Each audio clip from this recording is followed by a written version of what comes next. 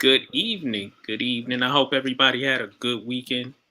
This is In the Paint, the realest show in sports. I'm Max 611, aka Mark A. Cunningham, or the reverse, but it's Max 611. This is In the Paint, the realest show in sports. Everybody who's watching us and out there on our different streams, thank you for joining us. Spread the word about us. We are the realest show in sports. I got my brother Chandler with us tonight as R won't be in. And I got my other brothers in the queue. I'm going to bring them in shortly. What's up, Chandler? What's up, man? How are you? Uh, Ain't nothing changed. Still evil? Yeah, pretty much. Still angry? Always. That's what we like. I'm gonna bring our other brothers in.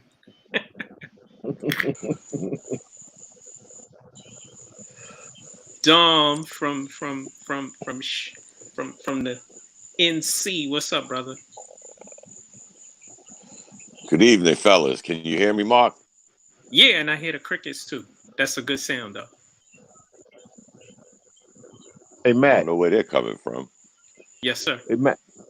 He actually from Hawaii since he putting fruit on fish. He from Gun Halea Road in Hawaii. Yes, Hater. I know. And we got our other brother in the metro. Jay, what's up, bro? What's good, my brothers? How we doing? All good, all good. Yo, y'all was killing me today, man. When you text me. Oh my god. Did your phone blow up? Oh my god, man. That's Was your phone hot? Yo. You know what's crazy? It's not just our text group, but then I got like my cousin got me in 9 different text groups. Oh no. He got me in 50 million chats, and my I'd phone have be to going. get rid of my phone. I'd have to get rid of my phone, bro. I can't do that. And then be mad talking about you ain't text me back, motherfucker. I got 95 million texts from you. But But it's that shit gonna with spam and the being the sausages, the steak, like that was just that brought it back. yeah. Oh, our text bubble, the in the paint text bubble is crazy. We gonna keep it NBA tonight. We're gonna talk about the different trades that transpired, free agents that have been signing. I thought it would be grand that we start off with our favorite team, the New York Knicks. How do we feel about some of the moves they made? Is it? we know how Let the hater Chandler go just first. angry. Yeah, let the hater go first. Go ahead, get it out. Listen, folks. This man truly has some hate. I don't know what Evan Fournier did to him, but he got a lot of hate for him. Oh, And shit. please, brother, the floor is yours. It's not that. Listen, Evan Fournier is a nice role player. He's not an Yes. $80 million role player.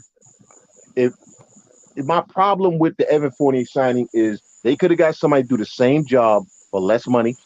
There were other guys out there. You talk, oh, well, they needed perimeter shooting. There were other guys out there that they could have paid $30 million to, okay, and who would give them the same amount of perimeter shooting, same numbers, same percentages, same everything. All right, this is a dude who, in the playoffs for his career, has folded like a cheap tent, okay, under pressure. This is a guy. This is a guy when you needed him to step up, has faded into the woodwork, and by his contract. And again, listen. You can say what you want, but your contract dictates your place and expectations on a roster. Don't. I mean, people can say, well, it does. No, yes, it does. Okay, it does. The fact that Julius Randle is the highest paid player on the Knicks means that Julius Randle has to be the star. Okay, Evan Fournier is the number 2 player. Evan Fournier is not a guy. He's never even scored 20. This is a guy who's not a number 2 player, and he shouldn't be getting that money. They could have did something different with the money. Like I said, it ain't about Evan Fournier. It's about the money. If you had got him at a reasonable rate, nobody else was offering him that type of money. You kidding me? Nobody else was offering him no $80 million. No one else was offering Evan Fournier $80 million. Okay, so You listen. Nobody else is offering Evan Fournier $80 million because we would have heard about it. Okay, they bid against themselves, and then you go, okay, Kemba Walker. This is almost the ghost of Kemba Walker at this point. Okay, he's not the Kemba. He's not the Kemba Walker that was in Charlotte. Nobody can disagree with that. So this oh, we got Kemba and now we gonna be contending. Okay, because see, I'm old enough to know that this sounds and smells very similar to Rolando Blackman, uh Oh shit. Truck Robinson, Paul Westphal, Allen Kiki Houston. Vandeweghe, Maurice Lucas. I can go on and on with guys who towards the end of their career, now we want to sign them and act like they're gonna come in and be saviors. You know, if Kemba Walker plays more than 50 games, I will gladly say, you know what, I was wrong. I don't think he's going to play more than 50 games. Mm. Okay, with that knee. All right, we already got a guy in Derrick Rose who, let's be honest, is one explosive leap away from being the ghost of Derrick Rose. So, in a vacuum, if you look at the names, it sounds good, but I don't see where this team appreciably improved itself. Okay, good points. Good points. I like your points. I don't agree with all of them, but I like them. I like them. I'm gonna let Jay go. I agree with a few of their transactions. I agree with Chandler as far as Evan Fournier. I mean, nothing against the brother, but he's the second highest paid on the team, right? Right now, yes. And he's not a takeover type of dude. I mean, he may played well in the Olympics that first game. It's Mm-hmm. funny how he played well in the Olympics that first game, so that the Knicks signed him after that. But then the last game that they just played, he didn't really play that well. They should have waited for the gold medal game. You Um, wrong for that. Kemba, Kemba Walker, I like him as a player. Um, Right. Again, I don't know how commanding he's going to be because he's been plagued with injuries, and he is an older Kemba Walker, and we Right. already have an older Derrick Rose Right. that we just signed for a boatload of money as well. Mm-hmm. Um, or not we, I mean they did because I didn't sign anybody, nor is any money coming out of my pocket. Right. Uh, But you got 95 jobs. Can I hold something? You know you part Jamaican. of course. Uh, I mean, other than that, I don't know. I mean, I'm a little. I mean, Alec Burks, I like. Um, Right. they didn't keep the other kid, did they? Bullock went to Dallas. Yeah. See, I don't agree. I think they should have did what they could to keep him. Mm-hmm. I think he really played his ass off. Not saying that Burks didn't, but they should have. I, I would have gave him money than Kemba Walker personally. But hey, I'm not running the team. Um, Right. Right. I mean, and that's really all I could say. I wasn't really totally pleased with their free agency. But hey, Right. it is what it is, man. Okay. Yeah. Well, Chandler, what would you give him? Grading, from A to F, or vice versa. Geez. I go C minus to B because I like the draft picks. You know what I'm saying? Yeah. I Right. like the kid Jericho Sims. I mean, the offseason as a whole, I give him C minus to a B because I like the draft picks. The kid Jericho Sims is going to be a really good replacement for Mitchell walking injury Robinson. Um, you know what I'm saying? So Right. overall, I'll give him a B. Free agency, I'll give him a C, a hard C. But overall, I'd probably give him a B because of the draft picks. Okay. Mhm. Okay. Jay, what's your grade? Yeah, I think I'm around that same area. I think that I'm a little upset that they ended up, giving up some of their draft picks. But Right. I mean that it is what it is. However they're going to play it, I don't know what's going to happen with that. Uh, Okay. but yeah, there's some guys I have no clue who the hell they are as far as who they picked up.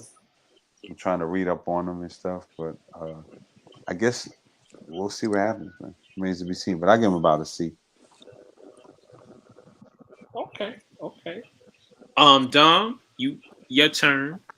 Refute what these blasphemers have said. Oh, I know Dom's going to refute.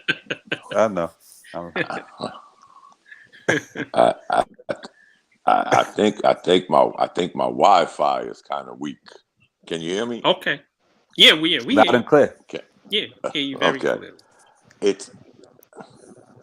It's the mentality that I'm hearing that takes us back to where we used to be. When you're constantly thinking about what we did and what we did and what we did in the past, then you know what? You'll be there. You'll just be there. You know, maybe I'm just overly pessimistic, just like I was last year. But I will say this: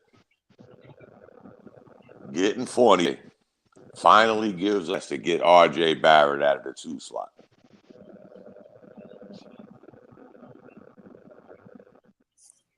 Right. Oh, you stopped. Dom, I can't hear you. He's got the size. He's got the length. Let's just leave that. Dom, you faded in and out. Could you repeat some of what you said, sir? Can you? Yes. Okay. Yeah.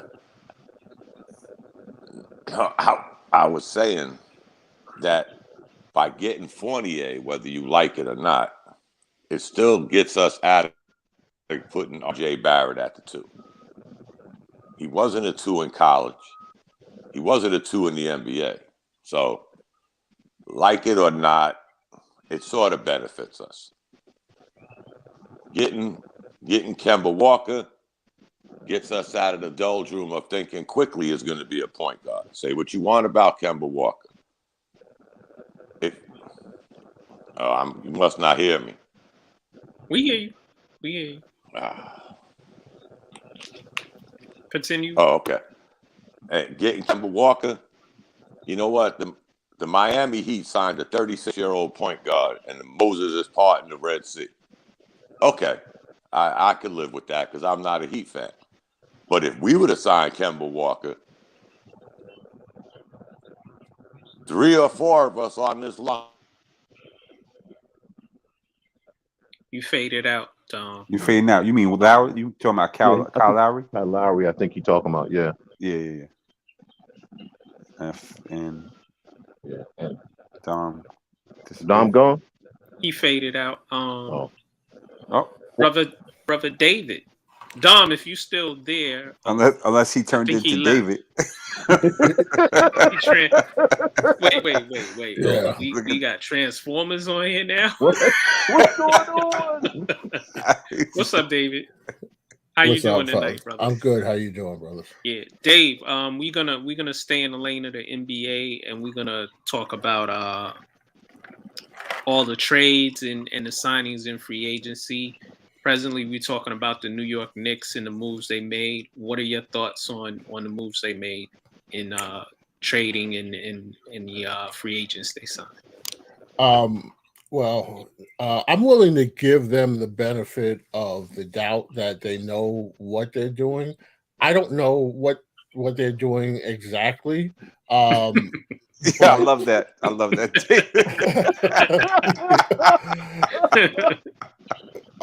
But yeah, I was really looking forward to seeing what they were going to do, especially with all the talk about cap space and New York becoming a destination again for free agents. So starting with the draft and going into when I looked at the draft, I didn't understand what the plan was. I guess it was that they had guys on the board that they wanted, and then when they were no longer available, then they figured that they would start making some moves. I don't understand the moves, but again, they get paid a lot of money to understand things that I don't.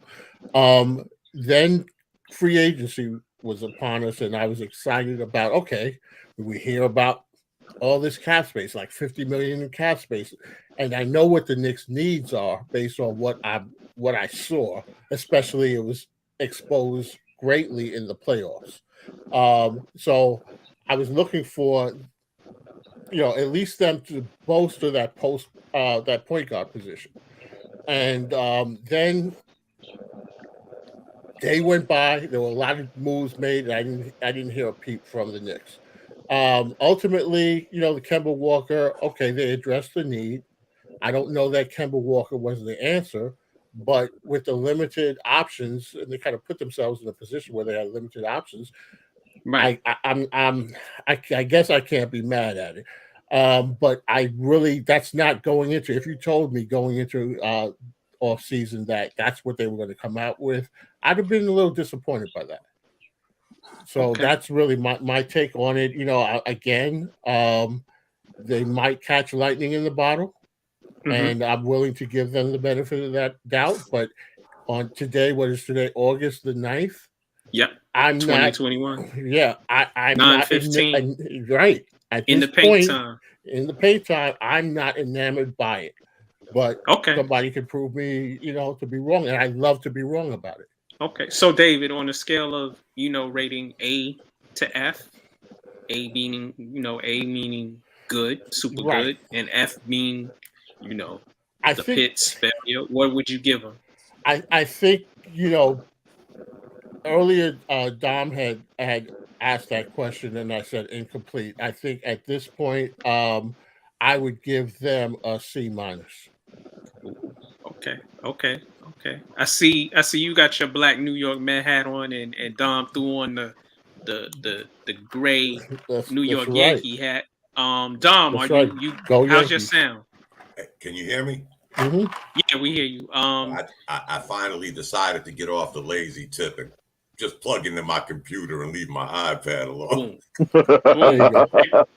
But in case, Expounds again on what you were trying to say, because a lot of it right. got lost. Okay. The first thing I touched on was the going back in time and what we did. Where it's if you want to stay there, that's fine. I choose not to. I choose to look at the little steps they've taken. Here's another key, other than the things I touched on with getting Fournier, moving RJ to the 3. We did something we haven't done in 5 years. Whether you agree with the players they brought back or not, we finally brought back some players. So we're showing some sort of continuity, Right. which, when you look at it, the players they brought back had us first in defense, first in field goal percentage against, 3-point against, points against. So you brought back some good continuity. Again, say what you want about Kemba Walker. Miami went and signed a 36-year-old point guard. If we'd have did that, y'all be on the line complaining about that, because I would have too. But again, it's like every move we make, you're going to get your scrutiny. But again, I don't see no team in the East that improved that much more than they did from last year. Right. Philadelphia is still an accident waiting to happen. The Celtics can't figure themselves out. You got the Nets, you got the Bucks. Who really improved themselves from last year? In some baby steps, we did. Because now RJ Barrett could go to the 3 where he belongs. Bishop could live happily ever after. Wherever he's at. Yeah, wherever he's at. And those are the little steps I took out of it, guys. I can't get into all of the, what we did with Mobley, Steve Francis. That was years ago. So again, I choose to look on the brighter side of it. You're not choosing. We're going to build upon a good year we had last year when everybody said we'd win 22 games. So right. You got a good coach.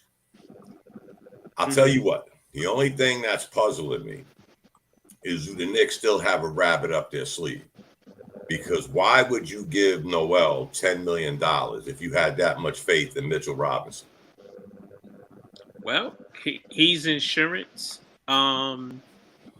Mitchell Robinson is there to get the job, but maybe they don't have faith in Mitchell Robinson being healthy. Maybe they will trade him use him as trade bait in the future. I'll ask this, Mark. Yes. Has that diva mentality caught up to him? The Knicks had to send somebody down to Louisiana to monitor his rehab, to monitor his workouts. We went over this last year with his diva mentality. You know, is it catching up with him? I don't know. Why would you call him a diva? Because of what he went through last year and the year before that with his attitude and I should be doing this, I should be doing that. You're right, you should in your mind. But what you need to do is learn how to stay on the court.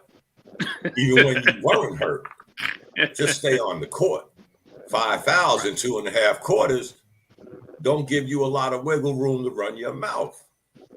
Right. Then the Knicks go out and get Noel, who, believe it or not, guys, I thought he'd be one of the one and dones. But then I started thinking when they signed him, how much faith do they have in this Mitchell Robinson kid? Well, they also brought back Taj Gibson. Yeah, and then I heard rumors they were trying to package Mitchell Robinson, Kevin Knox, and a draft pick, one of the picks we got this year. Remember, guys, there's a moratorium on the picks you selected this year. You have to sign them. They have to be on the team for 30 days before you could package them in a deal because you're still talking about money. They was going to package those 3 and possibly a pick to be named later to Indiana for Miles Turner. Listen, I know Indiana hung the phone up on them because I would if you offered me Mitchell Robinson and Kevin Knox. But here's the thing. I'd take the draft pick though, but right. Here's the thing. You got to give me something else. They can hang the phone up now, but when Miles Turner bounces next year, they're going to wish they stood on the line. Well, maybe there's a market for Miles Turner, so maybe they can make a deal for him. What's your grading on the Knicks free agency and their off season? I'll give the off season overall. I give them a B plus. I give them a C. I give them a C in the draft. Okay. Because we wouldn't have been in the Kemba Walker boat if we would have identified the point guard in the draft. So well, I think picking 19 was the highest pick we had. But they passed people over the we kid wanted were gone. But they didn't. They passed over the kid from Baylor, who was a proven player, won the national championship. You didn't have a point guard. So when they blew that, I was like, okay.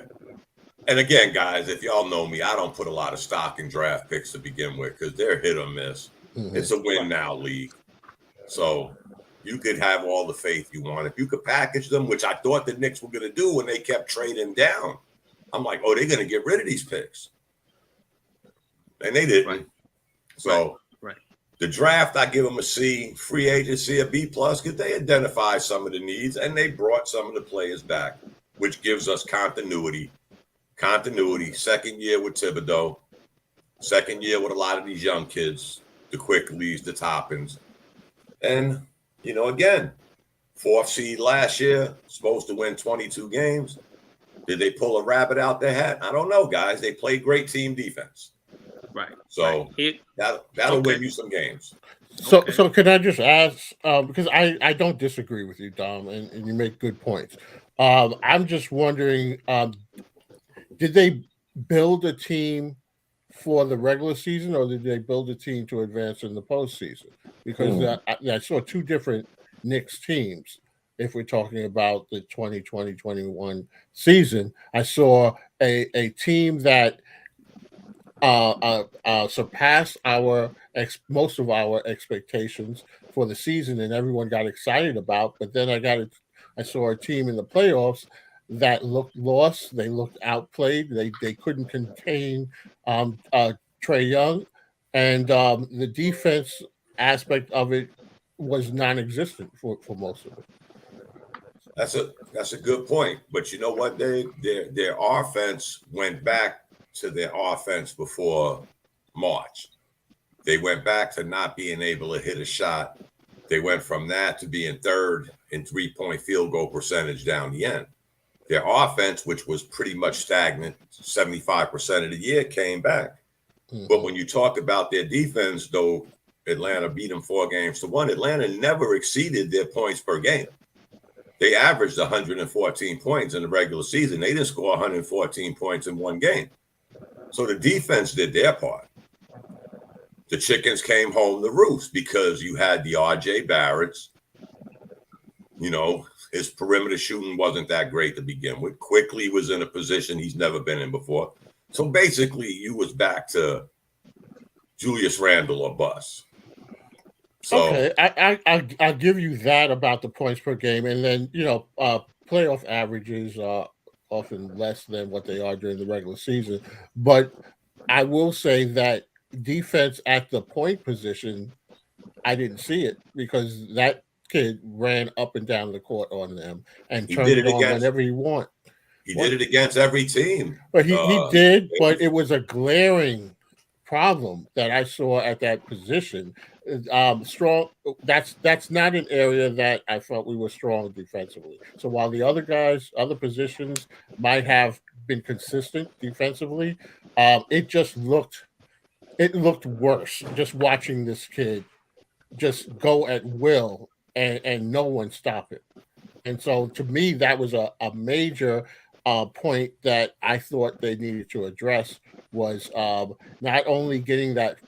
I love a floor general type of point guard, but we needed somebody that would be able to at least impede him. You're not going to totally stop Trey Young, and I get it because he can get you from the outside and the inside, but he just he made a mockery of the Knicks defense, and it was glaring to me, at least the way I viewed it. It was embarrassing to me, and it was frustrating to watch. But David, he did it against every other team in the playoffs too, Dave. I mean, is he that good? I think that they did address that, David, with the kid Quentin Grimes. Now, I watch a lot of college basketball. At Kansas, he had issues. Bill Self, we all know Bill Self ain't the greatest. They put him up as like this great coach. We know he's really not. He left Kansas, went home to Houston. Now, the one thing about this kid Grimes is he loves to play defense. He reminds me, and I'm not saying the NBA Jimmy Butler. He reminds me of the Jimmy Butler when he was in Marquette. He reminds me of the Dwayne Wade in Marquette, in which no one knew they would become what they became. But in college, those guys loved to play defense. They were hard-nosed, tough players. You have that in this kid Grimes. So now we have a player, and I think that's how Tibbs is going to use him initially. Just listen, you go out there, you play defense. If we get some points from you, fine. But your job is to play defense, be hard-nosed, and give us sort of an edge. So I think they did it. That's why I kind of gave them an overall B because of the draft, because I like some of the kids they brought in and looking at how Tibbs uses young players and seeing how he worked with Jimmy Butler and other young guards that he had when he was in Chicago, guys that people thought weren't going to be a lot. Oh, it's just going to be a defensive guy. And as they progress. So I think they did address it somewhat, but I like your question because, at the end of the day, when I say we didn't appreciably get better, Dom, I'm looking at playoffs. I don't care about the regular season, to be quite honest with you. Regular season is fine, but how are we going to be in the playoffs? I mean, we'll see. But that's why, for me, the free agency didn't work that well, but I think the draft picks did because I think Jericho Sims is the replacement for Mitchell Robinson. I don't think they believe Mitchell Robinson can stay healthy. So I think he's the replacement for Mitchell Robinson, which is why you have Noel and Gibson. But for Dave's point, I think the kid Quentin Grimes is going to be somebody that Knicks fans really like to watch play, especially on the defensive end. Well, but Chandler, you gotta get to the playoffs. So they are. That's true. Right. True. I'm not enamored with Kemba Walker, the signing, and y'all know I'm a Kemba Walker fan. He's compromised. Derrick Rose is compromised. So we got two point guards who are both close to 30 or 30. They both have had numerous injuries and surgeries, and they both play point guard. So we got to keep them fresh and in bubble wrap. Kemba's 31. But that's the good thing. Go ahead, Mark. That's the good thing of having both of them. Again, if we're going to look at everything as half empty, to Chandler's point, okay, this kid Grimes might be an extra body. But here's the thing, guys. You learn as you go. You know, Right. teams have gotten knocked out in the first round, the second round, made it to the third round.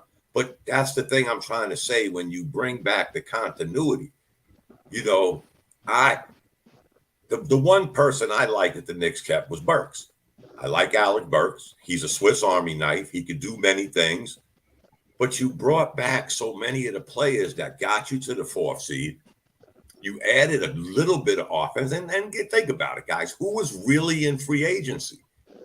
Would any of y'all went? Some of y'all would have went off the rail if the Knicks signed Reggie Jackson, Ricky Schroeder, or any of these. Y'all would have had something to say about that. Y'all would have said Schroeder ain't worth the money. This guy's too old. So, said Ricky Schroeder. But Dom, those guys, both those guys aren't better than Kemba Walker, even with Kemba Walker's injury. Exactly. But y'all would have went crazy. I wouldn't have signed him. I would have. Yeah, well, for Reggie Jackson, yes. Schroeder, I'd have been mildly upset, depending on the money they gave him. But I like the Evan Fournier signing. We needed a shooter. We got another shooter. Him and Alec Burks. If they both shoot over 40% or close to 40%, that's good. I like bringing back Nerlens because, in fact, I wouldn't be surprised if he is the starting center because to me, he's better than Mitchell Robinson. And if Mitchell Robinson hasn't improved and he hasn't worked on his game, you're going to have to come off the bench and you might be gone next year. You know how I always get into numbers. Right. When Mitchell Robinson went down, the Knicks defense got better and their offense got better. Right. Well, Noel's is a young veteran. Taj Gibson can get 1-year contracts till he's 60. Yeah. He can be the new Herb Williams. He's the new Herb Williams. Right. He transition right into coaching after that. I like Quentin Grimes because he's a dog on defense, long arms. He's what we needed. Hopefully they'll not put too much pressure on him, like you were saying, Chandler, and Dom offensively. And we want you to attack teams defensively. I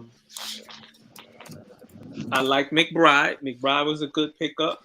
Yeah. We'll see what the two the Euro guards that we got, if they can shoot as well. You know, I grade the Knicks on I give them a B for free agency, B minus, and I give them a B plus in the draft because they identify some needs in the draft. We got some depth. Watched a little bit of the game. Obi Toppin needs to work. He needs a lot of work. I like him because he is a worker. Randall's in front of him, so he might be trade fodder as well. A quick question. Yes, sir. They still got the Jared Harper?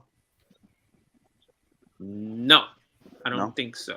I'm not 100% sure, but I'm gonna say no. We got our brother Reggie on the line. Reggie, hello, gentlemen. Hello, gentlemen. My brother Reggie, your thoughts on the New York Knicks free agency and draft? Oh well. I guess like everybody said, they addressed the issues that they had, but Kemba Walker, I don't think I would have did that. That's just my opinion. Right. I mean, for what Tibbs wants as far as defense, he's not going to give it to you. Well, that's why you understand, young boy. But you know, hopefully his offense, if he can shoot, if he can stay healthy, or offset his lack of defense. But I don't think that's going to fit into the scheme. That's just my opinion as far as that's concerned on Kemba Walker. And you know, you gotta let the kids grow. You know, gotta let them have their growing pains. Right. You know. Right. So, as far as grading, I gotta wait and see. I gotta wait and see. No Maybe doubt. they know something I don't. But Right. Let's move on a little. Staying in the New York tri-state. Brooklyn Nets and their moves. What are you guys' thoughts? I don't know what they did. I was just about to say the same exact thing. Durant signed an extension, right? Yeah. No, he didn't. He's about going to. to, All three of the big three are due to get massive extensions. So that's what they did? brought back Blake Griffin. Yeah. Okay. They signed Patty Mills. Yeah. They traded Landry Shamet. They brought in Bruce Brown. Well, they brought I him don't like back. that. I don't like that. I don't like the Shaman. Yeah. I would have kept Shaman. Yeah. I mean, the Dinwiddie thing, for whatever Dinwiddie is reason, gone. Dinwiddie, he didn't want to be there. He'd rather take $60 million and play for the Wizards. No, Chandler. No, that's not Listen. what happened. Okay, listen. The man said out of his mouth. I ain't putting these words in his mouth, and I ain't making it up. He said, if it's $60 million, I may as well go somewhere else. That's what he said, and that's what he did. Okay. Well, no, he really wanted $100 million, which he No, got. I get that. The Nets didn't have money to pay him. They got to pay the big three. Okay, he wound up in DC on a bad team. So good for him. You got your money, and now you're gonna lose. So good for you and goodbye. But because he ran his mouth too much. I'm sorry, you talking too much, bro, and you ain't that good. But I don't really know. Again, I don't see where the Nets got better. Now, if you say that the big three can stay healthy and Right. then yeah, I'll say that they're still at the top of the East. But if you have the same thing happen this coming season that happened last season, which is, listen, we know Kyrie gonna miss time. Let's be clear, we already know that.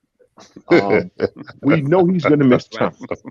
So who's supplementing that? What do you do? Patty Mills, I would have kept Landry Shamet, man. Landry Shamet, that kid got a lot of talent. When Kyrie misses time, that would have been his time to shine. I know you still got what's the kid? Mac and Cheese or Chase on. You know who I'm talking about. And the other French kid with the TLC, the Taxi. Right. I know you still got all of them. I just don't understand their moves, bro. I don't understand what they did. I'm giving them a C, and I'm trending towards a D. Okay. Hold on before you talk. My brother Reggie, the other Reggie from our group, I'm not gonna say his last name, but he's on my page on Facebook. He said the Knicks had a great season and dropped the ball this free agency, no momentum. He gave him a D+, and he called what's his name from Australia? He called him Patty Cakes. Patty Mills. Shoot. What are you? Wow. Patty Mills is a great insurance policy to have with a guy like Kyrie Irving on your team. Because guess what? Patty Mills could let somebody else play the point guard. There ain't going to be no headstrongism with him. He's going to go spot up and hit some shots. Right. That's what he's done. I mean, I think that was a good addition, especially having Chandler's buddy Kyrie, who's gonna miss games because the sky is falling, whatever. But Patty Mills could just stand out there. He called him Chicken Little.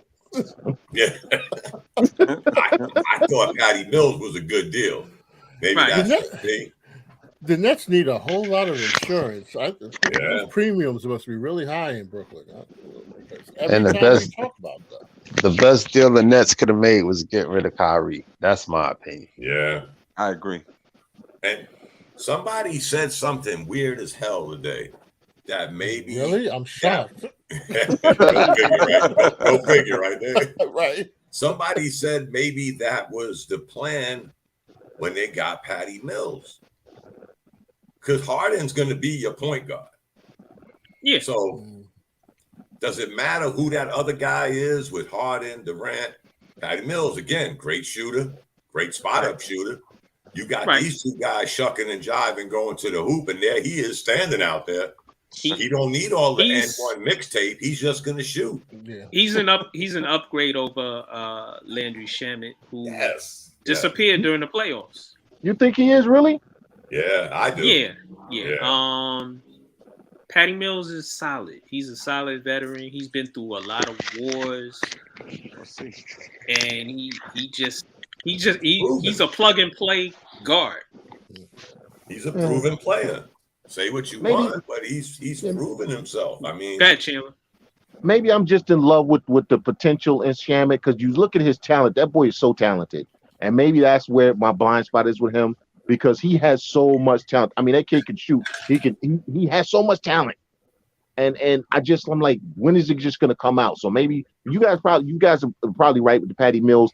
I just have, you know what I'm saying? Sometimes you see some players you just fall in love with because you see the physical ability, and you overlook the fact that they just don't ever show it. So, Matt, I was just waiting for Chandler to say sexual chocolate after that. He was like, good. Yo, Chandler, I don't know if you guys know that Jeff Green left. Did he? Yeah, Jeff Green left. He got signed, but I forget, but he has been on the last 5 years. He's been on the vets minimum. That's like some kind of record. Wow. Taj got to be up there with him. Oh, he's with Denver. Oh, that's a good. He went to Denver. Yes. Okay, that's a good. That's a great move for Denver. That's a great move. Yeah, and for him too. Right. I saw when they with him and Blake, they had to choose. I guess they chose Blake. Who would you have chosen? Jeff Green, not Blake. Jeff Green. Me, I think Jeff Green, because he's just steady. He's more versatile too. Right. Yeah. And Blake Griffin, the last 2 years, he's been regressing. He had a resurgence once he got with the Nets. Yeah, he did. And I think he also fits the Nets because they don't expect him to be the Blake Griffin that was with the Clippers. True. No, but he started balling out though. I give it to him. Yeah. So Brooklyn Nets, what's the grades on their off season? I couldn't tell you. I'll be honest with you. We need R on here. Probably because I don't care, but yeah, right. You better give him an A because R will get mad. Oh yeah. Well, he didn't really do anything. In memory of R, we'll give him an A+. Yeah, right.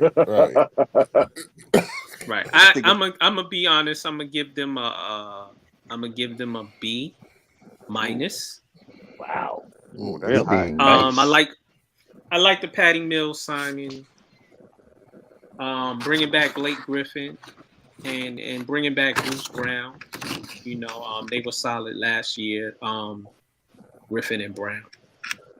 Is DeAndre Jordan still on the team? I was getting ready to ask that. Yes. That contract is unmovable. That's a solid F then. That's a solid F. So his contract fits him, unmovable. Right. Got you there. The Boston Celtics, we're gonna have to give them an F because they haven't really done anything. Well, they brought back Enes Kanter, I think. Yeah.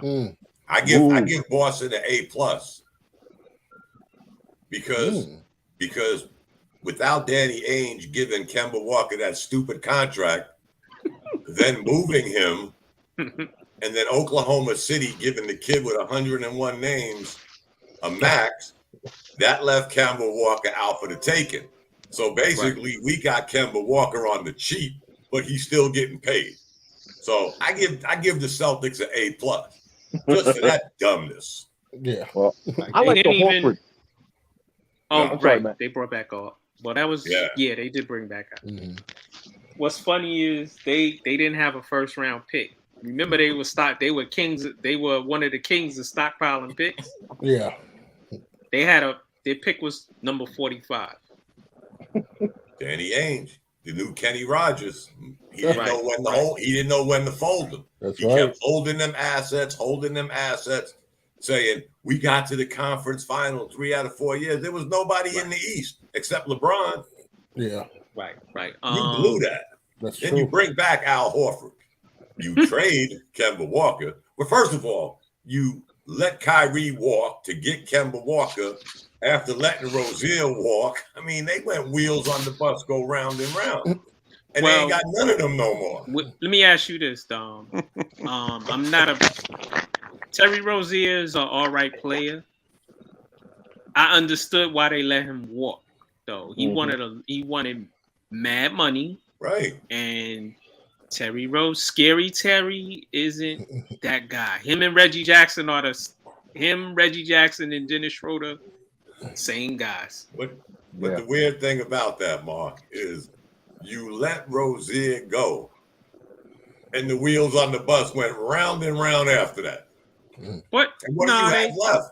You don't have Rozier. You don't have Kyrie. You don't have Kemba. So, I mean, where did I love Danny Ainge? Hey, listen. He's got to be a box of rocks, man. Thank God, because we benefited from it. Listen, y'all know, unfortunately, probably when next time we do a show with R, I will have some dreaded something from Massachusetts on. We've been waiting. Y'all know season is starting already. Right. Y'all know I hate the Celtics with all the passion, and I can't stand them. But they made some bad moves, and I'm happy for them. Exactly. Think about this, Max, before we put the Celtics to bed. all that we just went over. Right. And the Knicks had a better record than them last year. Hey. And tell me they improved. No, there's no way they improved. I don't understand what Boston did. They're regressing. Yeah. I feel bad. I feel bad for Nia Long's fiance, that bastard. Not me. Not only is he in Boston, but who's that? The coach. The coach. That's Nia Long's. That's Nia Long's fiance. Not only was he. Why do you know that? Yes. Why do you know that? Yeah. Why do you know that? Why? Wait a minute. Who's the coach? I just missed everything on that one. You don't get none of the good news, Chandler. Who's the coach? Ime Udoka. He was the assistant. Oh. Yeah, that's Nia Long's fiance. Yes. The off-white brother? Nah, actually, he's about as dark as me. Yeah. He ain't dark, bro. He ain't dark. Bro. He ain't light. He ain't light. But anyway, not only does he have my woman, but he's the coach for Boston, which means I had to witness her in some Boston garb. That pissed me off. But hey, she might make it look good, dog. She did. He's like Tony Parker's complexion. I don't care. Exactly. Oh, he is? Wow. Really? Okay. Yeah. I don't know what that dude looked like. Anyway, all he knows is that he's with Neil Long. That's all he knows. Right. I give him 2 years. Right. Oh, Atlanta Hawks. Wait, 2 years with Neil Long or 2 years as the coach? Does it go hand in hand? Yeah. Both. Are we running that parlay?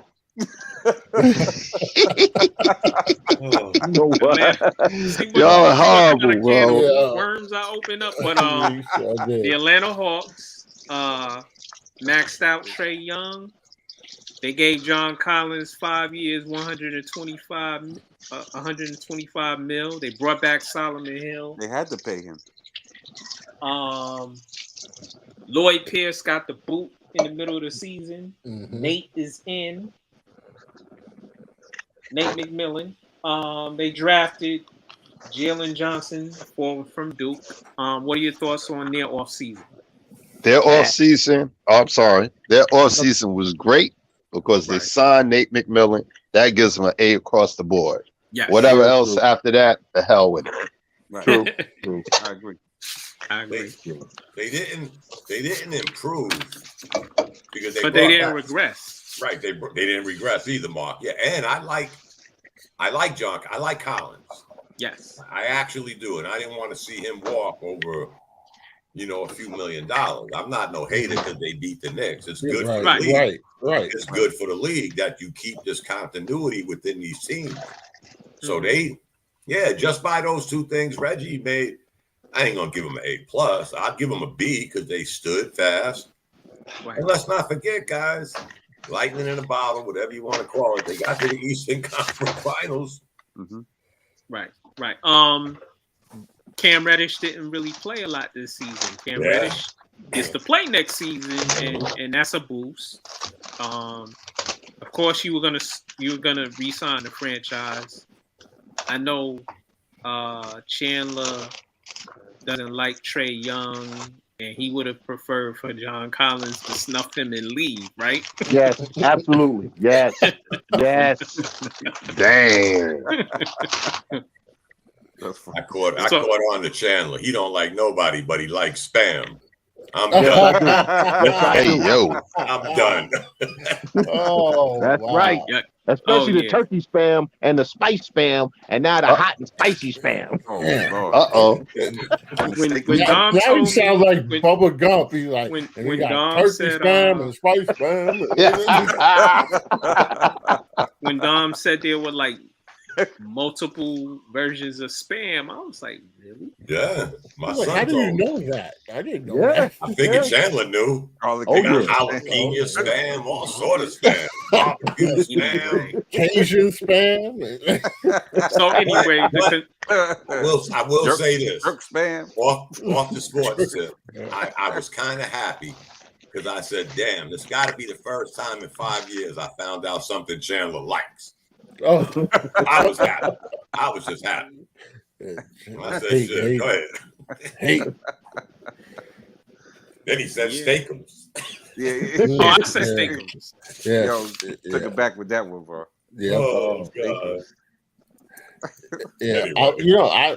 I think I give the Hawks a high grade. I don't know whether it's somewhere between maybe A- and B+. Right. Because sometimes the best thing is not to get in your own way. Right. And sometimes we go into these off season thinking that we have to reinvent things or make a lot of changes when there's only tweaks, and sometimes it's just solidifying what you already have and not being so impulsive, thinking that just one more move and I can do. Sometimes it's that team is a young team. Me? No, not you. I'm saying in general. I mean that team is a young team, right? And I didn't pick them to beat the Knicks, but they went all the way to the conference finals and put up a good showing throughout. So I was impressed with them. I'm not a hater. I hated watching what they did to the Knicks, and I hated watching Trae Young do it. But I give them their props, and I have a lot of respect for them. So I agree. I just think that not being impulsive and sitting back and saying, looking at what we have and what we can do with this, instead of going out and thinking that you have to make the big splash. So on that alone, I give them high marks. And also just the fact that all the stuff Nate McMillan has been through, all the times he's been a good coach and teams gave up on him and fired him, and he had to suck it up and go sit on somebody's bench, and then Lloyd Pierce was not doing a good job because Atlanta was struggling last year. Wouldn't have made the playoffs until they made the change. Wouldn't have made the playoffs, and Nate McMillan got in. He galvanized the team. He changed the culture within their locker room because Collins and Trae Young were not getting along, and other players weren't getting along with Trae Young. And now they seem like everybody's good and happy. They're professional and they're a solid team. Think of this, Mark. In a semi-weak free agent pickings this year, the Atlanta Hawks got the best free agent to fit their team, and he was on their team. Yeah, Yeah. Right. That don't happen too often. that's true. Right. Yeah. That's Right. true. Right. Let's move on. Charlotte Hornets. I see some things with them. I see a yeah. lot. I see some good things with them. They, they picked up a kid with the funny name, Bug night. Book Night, Book night. Yeah. from UConn. That was a good pickup. Yep. They The also kid Kean picked up Johnson. The kid Kean Right. Johnson. Yeah. Yep. Kai Jones. They picked Kai up Jones. Thank you. Kai There you go. Jones. There you go. There from you go. Texas center. They got that through the Knicks. Yeah. Kelly Oubre. They picked up Kelly Oubre. Yep. You like that signing, Dom? Yeah, because you know How- why? How much Why? did they give Kelly Oubre? I don't know what the contract was, but if this kid, Bug Night, however you say his name, Uh-huh. if this kid is a fraction of what they say he's going to be, then Kelly Oubre is going to be out there shooting threes until the lights come back on. Because with this Bug Night and Miles Bridges going to the basket, you're talking about the 5-slammer jammer. You're talking all of this high flying act from here out. And Yeah, that's Bug Night is good. Kelly Oubre to sit out there and shoot. He ain't got to do all of that other fancy stuff no more. I Right. think that was a good pickup. Okay. Okay. I like LaMelo Ball. He had a Yes. good rookie season, rookie of the year. Yeah. I don't think he should have been rookie of the year though. Right. His brother, I don't know if y'all saw the post I made today. Yeah, I saw that. On the Hornets. Yeah. He's Leangelo looking good. He looked good. He's transformed his body. Yes. I think he's worked on his quickness because that was a big problem with him. He wasn't quick, and he was built like a forward when he's really a guard because he's 6'5", 6'6". He always could shoot, so there may be a place for him. I don't know if he makes their roster or if he goes to the G League, but I like what I see in him right now. Yeah. The Yeah. Hornets got a log jam at the guard position. I get to watch them all the time. Hence the reason Devontae Graham had to leave because Right. they got a log traded jam him. at the guard. So Right. I wish the kid, well, you're right, Mark. He might make their GDEF league, whatever this shit's called now. But he might make that squad. If the Hornets weren't so top heavy at the guard position, Right. maybe. But and they got some contracts in that position. I mean, they got rid of Monk. Right. If Melo was a swing, like let's say a Monk could, actually handle the ball and shoot. If he could do that, because they did give up 2 shooters, Monk and Graham. Right. But they're going to be a high flying act, guys. Trust me. I mean, Yeah. Miles Bridges already showed you what he could do. Don't get Yeah. it twisted. This kid has gotten better each year, and he can shoot now. What do we think about the coach? Because that's what I've been on the fence about with them. Because they got a lot of talent. I don't know if the coach is the right coach to really maximize the talent. He's a good coach. Is he? Okay. He was dealing with a lot of mix and match pieces. Then Hayward went down, Monk went down, Graham went down, Ball went down. Right. Ball Miles went down at Bridges the end of the went down. season. And guess what? Their Achilles heel has been the center position because Cody was getting older. Bismarck E, rest in peace, he was getting, his better days were behind him. Yeah. And now you go get this Bug Night kid. That's where they was weak, guys. They had a good little team, but their center position was always all over the map. Right. They can I think they'll be a team next year if things go right and health wise. They're healthy and they're a young team. I think they can be in a hunt for that 7th, 8th spot. It's open and they can improve because they look decent in spots last year. Matt, The best center the Hornets have had in the last 7 years was the last good year Dwight Howard had. Right. David, you were about to say I something? was going to ask if you saw that dunk that kid Kai Jones did. Yeah. That I was was watching that game when he did that, yo. That was ridiculous. Oh, yeah, I forgot about him. Somebody- Bud Knight, and Bridges. Yeah. somebody is a poster, and if I was that dude who got dunked on, if I was one of his friends, I'd text him that every morning. Why'd you jump? What were you doing? What were you thinking about? That was I'm ridiculous. just glad I get to see the Hornets for free. I mean, Right. it'll be fun again. So they said it was overall, Kenneth Fareed. right. Ooh, that was nasty. Yeah. Overall, we give the Charlotte Hornets a passing grade, right? Yeah. Okay, let's move on. Ooh. Chicago Bulls. They made big splashes. Mm. Gave DeMar DeRozan a boatload of money. Yeah. Gave him a boatload of money. Yeah. I don't believe in Chicago at all. I don't either. First of all, DeMar DeRozan is turning into the ghost of DeMar DeRozan. You gave him an a-hole full of money. Your best player, Zach LaVine, with the moves that you've made, you put yourself in a position where you can't give an extension to your best player. Now, I'm never been a huge Zach LaVine fan, but he's the best player on that roster. Let's be clear, right? And you gave other people money and you didn't take care of him first. That kid, listen, you say what you want, but Lauri Markkanen can shoot threes. You need shooting, but you brought in a mid-range guy.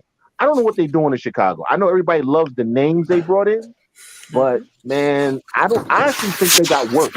I don't think they got better. I think they got worse. I'm going to go out on a limb real quick and just say this. I think the Bulls did the most this offseason to improve that team.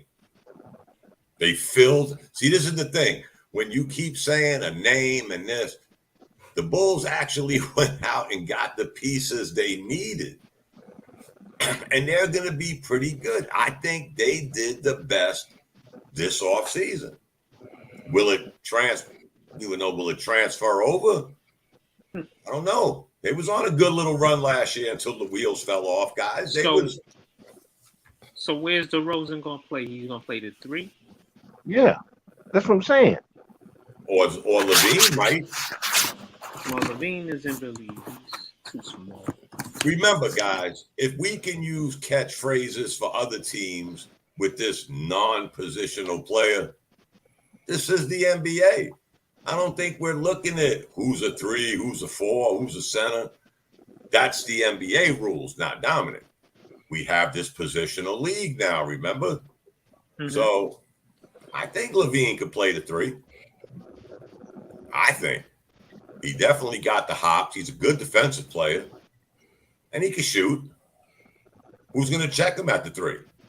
Okay, aside from him, who's scoring for them? I mean, listen, DeMar DeRozan's scoring, his play has fallen off in San Antonio. It's not going to pick back up in Chicago. He's trending downward. Well, so was San Antonio. I get that, but he was part of the reason they were trending downward. There was nobody around him. I mean, he's going to do his mid-range game. And you still got Kobe White coming off the bench that can shoot from the locker room. Like Kobe. You got Markkanen. No, they don't. Markkanen is out there. He's not out there. He's not signed. He's not. That's what I'm saying. They haven't signed Markkanen, and that's what I'm saying. They needed some better shooting. I would understand. I understand what you're saying about they put pieces in there that should fit. But if you look at it, it doesn't make sense that they actually got better.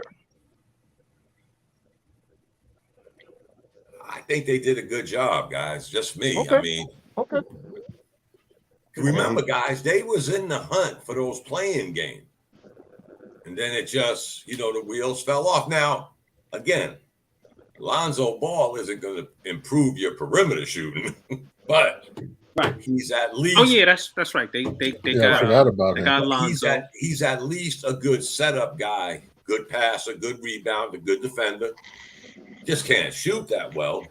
But that being said, if he does his part, That's what they brought him in here. So They didn't bring him in there to shoot threes. So their No. point guard and wings are the point guard is Lonzo, the wings are DeRozan and Levine. Levine.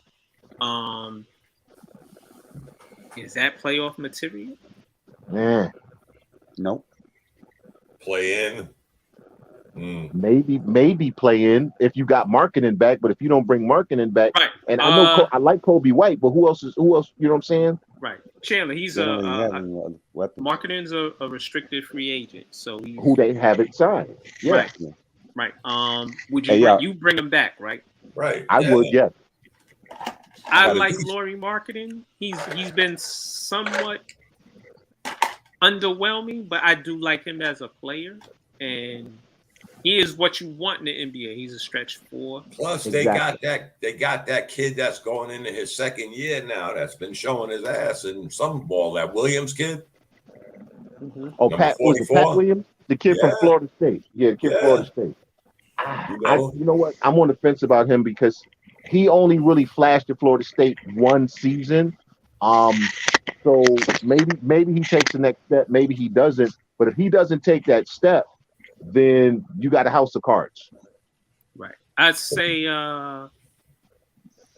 if they don't sign marketing, it's re-sign him. It's a B. Yeah. Because I heard, matter of fact, Chandler brought up a good point. I heard the Hornets was interested in him. Right. Yeah. The kid can shoot. He can shoot. They have to match. They can match the offer. So yeah. That's the problem.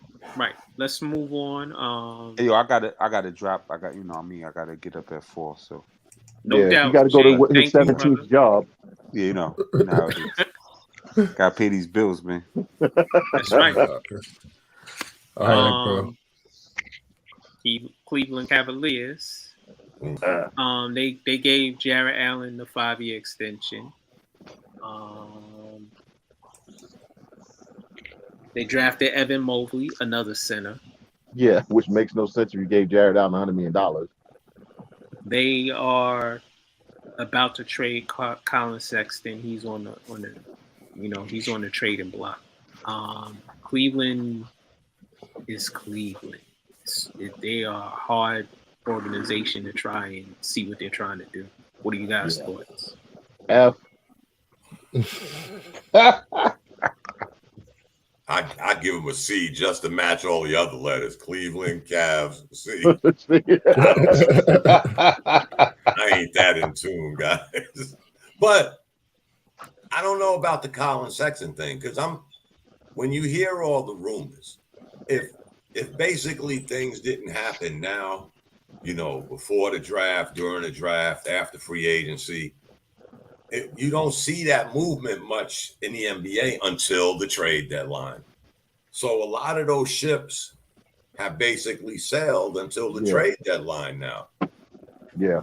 Because teams are getting set right now. But that's the thing, Dom, is again with this organization, you had a market for Colin Sexton. Teams wanted him because they looked at what happened with Kevin Porter Jr. And he got out of Cleveland and suddenly, and yes, Houston had to give him some help and everything, but he suddenly turned into the player we all thought he could be, right? Once he got out of Cleveland. So it's teams that want Colin Sexton. It's teams that want the kid Garland because they're like, let's just get him out of Cleveland because Cleveland's a dumpster fire. You give Jared Allen $100 million knowing you're going to draft a center. If you're going to give Jared Allen $100 million, you don't need to draft a center. You can't play with the two number centers. 3 pick. Right. You can't play two centers. Their organization has no direction, which means your team has no direction. So it does. That's why I say F, because there's moves they should have made, and people can say, "Oh, you just some guy." Listen, us guys that's been watching these sports over 30 years, we might know a couple of things. You understand what I'm saying? So it don't take a rocket scientist to know that you could have got some good return for Colin Sexton and you chose not to. So now you're still going to play two mismatched guards. Now you're going to play two mismatched centers. Really? Right. Actually, they're not even mismatched. They play the same. They built the same. They play similar, very similar. 2 centers, 2 point guards. when they drafted Colin Sexton, I was a little upset because I liked him in college, and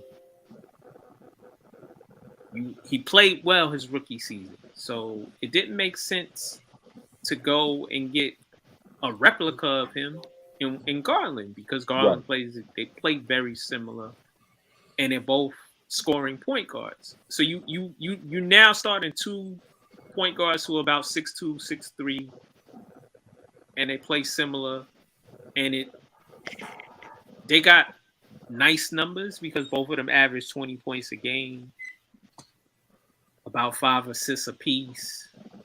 And I know they look at each other like, they didn't need to put us together. It kind of like Mark Jackson, Rod Strickland. Right. Yeah, right. Exactly. They look like that Spider-Man meme where they're pointing at each other like Spider-Man. Right. Yeah, but I don't know, man. I kind of like when I go to the store and I see a shirt that I like, I might go back and buy the same thing again just because I like the shirt. So you're saying that's what Cleveland is doing? Yeah. I think maybe they can benefit from a name change. They get an F. They get an F. F for them. F for just being Cleveland. Right. Yes. Dallas Mavericks, they gave Luka his money. Tim Hardaway Jr. He needs to thank the New York Knicks for putting him on the road he is on. They gave him a 4-year deal. They brought back Boban Marjanovic. They signed Reggie Bullock, and they brought in Sterling Brown. Sterling Brown from This Is Us? No, Sterling Brown, the kid who got in the incident with the police in Milwaukee. Oh, okay. Yes. He's a solid player. He's a solid player. Yeah. Dallas, to me, if KP doesn't get healthy, Dallas is just an okay team with Luka. You forgot they got Jason Kidd.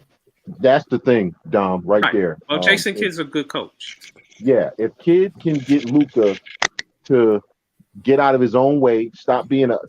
Now, granted, Luka's 22. We sometimes forget that he's as young as he is.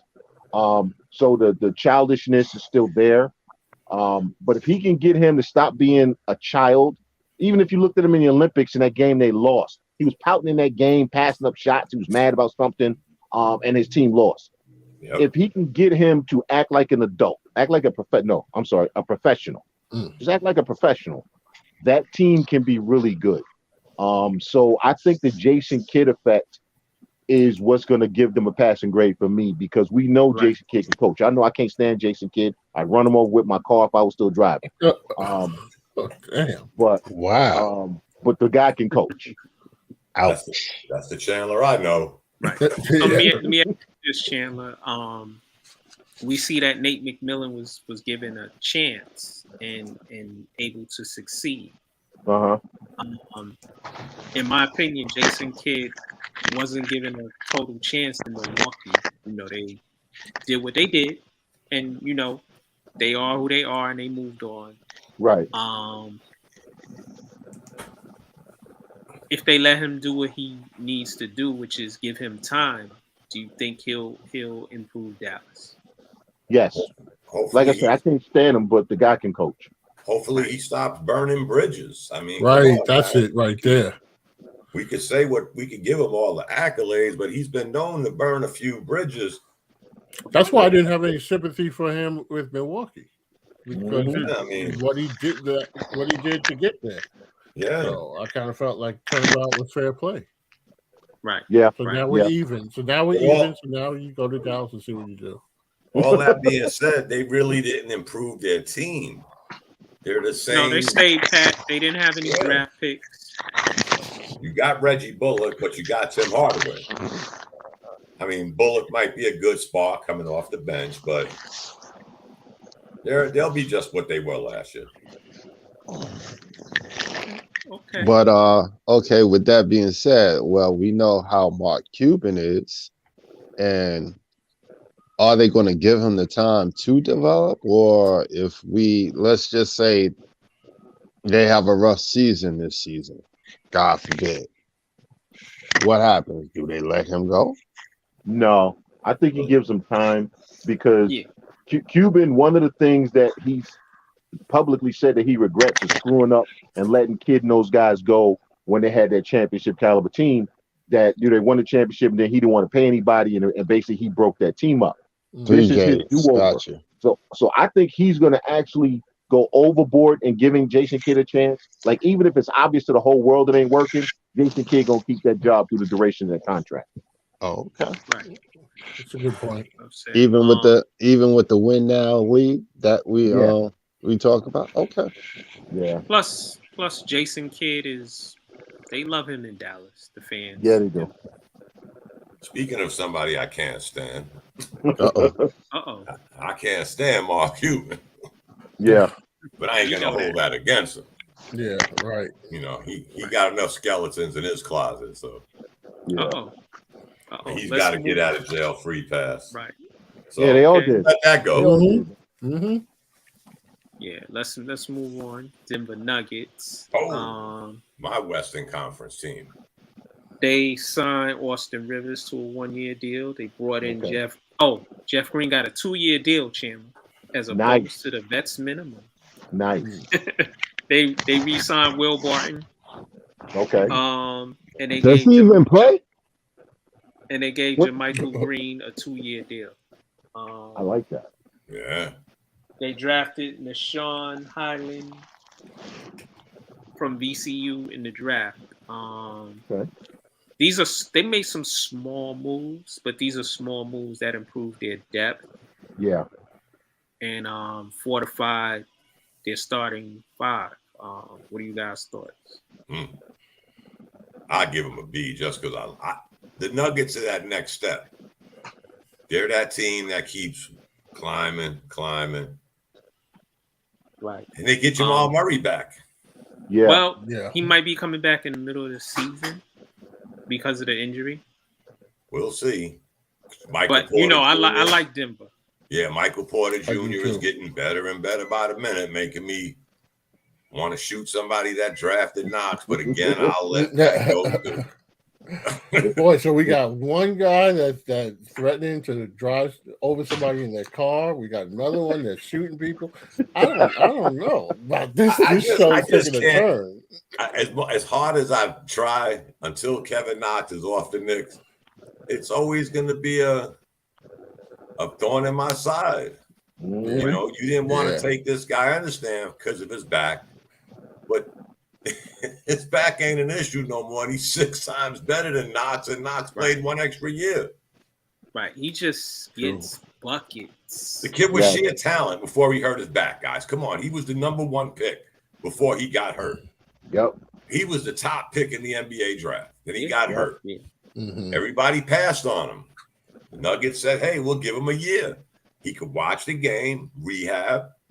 So he's watching the game and he's picking up. And when he hit the floor, he ain't stopped since, guys. I mean, I hear you. I mean, I know it's off topic, but just hearing that just gave me a flashback to the Mets and their draft. Yeah.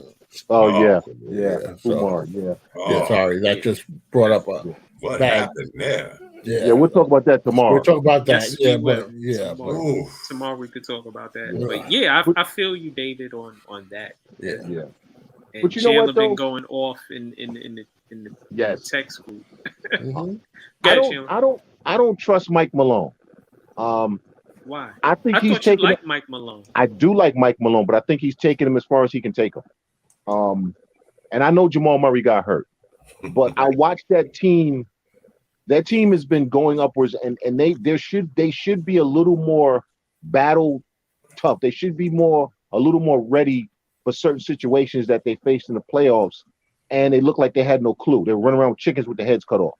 And there's only so like when you're a screamer, there's only so long that the screaming actually works. Right. Okay. Right. Like And Right. and I don't know if his screaming and his we were soft and we didn't play hard. I don't know if I think at this point they're looking at him like, what else you got, man? You got any other Right. tools in your box? Because we've heard that already. So that's Right. what I mean. I love Mike Malone as a coach, but I think that he might have taken him as far as he can. Mm-hmm. But let's not forget. We said the same thing about Budenholzer, but that's a subject for another day. But when you look at Denver, not only were they missing Murray, but Barton was out most of the year. He came back for the last couple of playoff games. Exactly. They were missing some key pieces, guys. True. But again, if you watch them and you watch their ascension, each year they get to another round. And to me, just me, guys, health issues. If they're a healthy crew, they're going to the finals this year. Right. Okay. I don't know. It all depends on how they play Jokic. Me personally, I'm not saying because he can do certain things that he should be doing certain things. Reggie, you sound like you underwater. I probably am. Oh, my bad. Y'all hit this. That's much better. Okay. Better. No, I'm saying just because Jokic can do certain things doesn't necessarily mean he should be doing certain things. I think his game down low is his strong suit, but they want to play him outside behind the 3-point line, and I think that's taken away from it. I think if they clean that situation up, then yeah, I will say they go to the finals. Okay. If you're a big man, be a big man.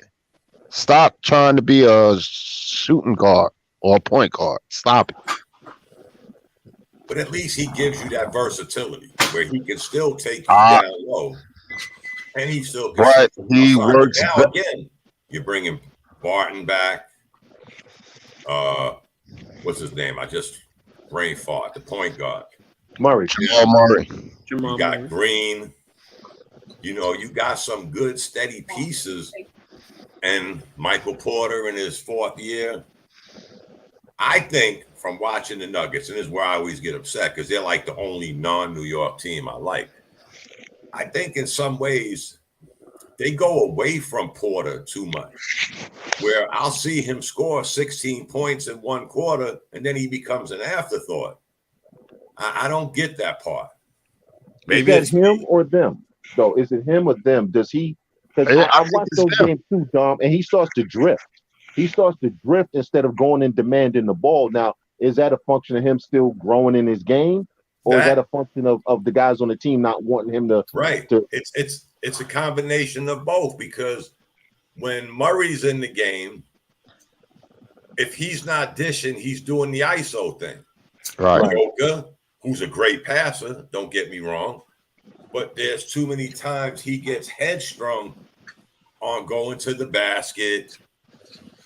Good moves, don't get me wrong, guys. I may be wrong, but I watch a lot of Nuggets games, and they just seem to go away from him, Porter, far too many times. I could see if he was off.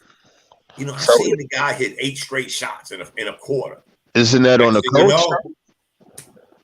I'm like, is that on the coach and the point guard? A combination, Reg, yeah. Mm-hmm. And what's scary about Porter is he gets a lot of his points in rhythm. He's not one of those guys that's going to ISO you to death, and he gets a lot of his buckets. Right, he's not a ball stopper.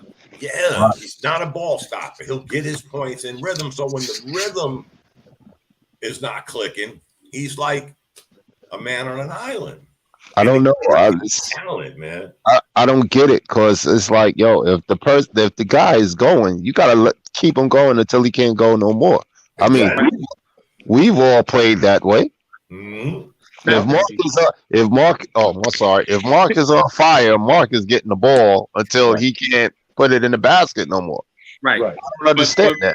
Right, but me and Reggie, we play together, so it's guys who become ball stoppers, Reggie. Like we play with a dude who sits there and counts how many times he doesn't get touches on possessions, and there's guys like that in the league.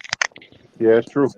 Now, to Reggie's point, that's the one thing I see that Joker does too much of. Sometimes he stops the ball, just like you're Luka. right. Sometimes they take the air out the ball, and everybody's standing around, and then you throw the ball out with 2 seconds left, and you expect everybody to be Jerry West. That don't work, you know. I like Denver, but that's one of the things I don't like about them. Sometimes Joker gets too into Joker, and he becomes a ball stopper. And there's everybody standing there. So that's the way I used to see Melo when he was with the Knicks. Yeah, he'd throw the ball in there and he'd dribble for 20 seconds. Game over. Yeah, and then pass it out, and somebody rush the shot. Can't wait till we get to them Lakers. Oh, good God. All righty then. Let's move along. Let's get through the fodder of Detroit. Oh God. Can we just move? Can we just go? Can we just go? Keep it pushing, Jalen Rose. But hold on, they drafted my cousin. No, he's not. That's right. Yeah, that I know of. But that was a bad choice, bro. No, that was a good pick. No, it wasn't. No, it wasn't. Well, hold on. Let me get my thoughts out. Then you can tear him up. All right. They signed Corey Joseph, gave him a 3-year deal, and they gave Kelly Olynyk a 3-year deal. They picked Cade Cunningham, and they picked up Isaiah Livers from Michigan, who I like. That's a good move. Go ahead, Chandler, tear him up. Listen, Cade Cunningham is going to be a good player. Okay, he's going to be a good player. All right. The kid that went second, because there's so many Jalen's now, I get them mixed up. But the Jalen that went number 2. No, Green. It's 1,000 Jalen's now, but the kid, first name is Jalen that went number 2. He should have been number 1. Cade Cunningham is not as athletic. He's not going to be as athletic as he was in college. He's going to be a good player. I'm not saying he's not. He's going to be a good player, maybe really good. He wasn't worth the number 1 pick for a moribund franchise. Now I know they had to take him because he was consensus number 1 player and all of that, but I'm just saying that in about 2 or 3 years, the guys that will pick behind him are going to surpass him. I give Denver Detroit. I give Detroit kudos because Chandler was talking about consensus. Detroit took a flyer on the number 1 college basketball player that everybody overlooked. Mm-hmm. Garza. Which one? Garza. Who? Oh, Garza. Yeah, I like the Garza pick. I love that pick. Again, a guy stays in college more than 5 minutes. He's, a used tire. This guy was the consensus All-American Player of the Year. I don't even know where he went in the draft. I just know he went to Detroit. Yeah. 52. He went 52. 52. And I watched him play yesterday. Guess what? He lost 20 pounds. Looks good. He looked really good. He was shooting from the outside. But this was the number 1 player in college. Their team stood in it. They had a good record. And because he played too many years in college, he became a Buddy Hield.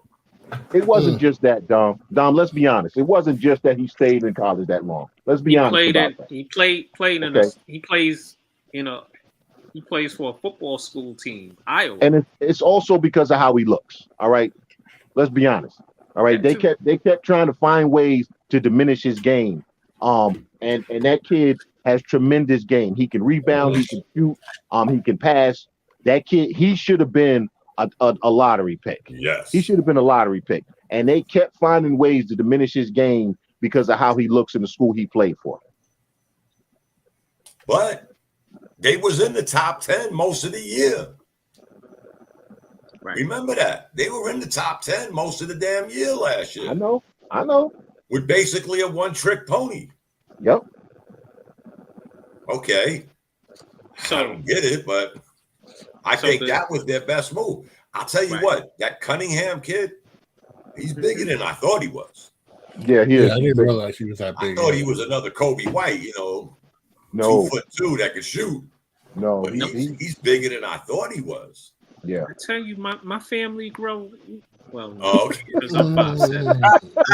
That's because they don't eat spam, Mom. They don't eat spam. Right, Yo, right. now the easy end of sausages.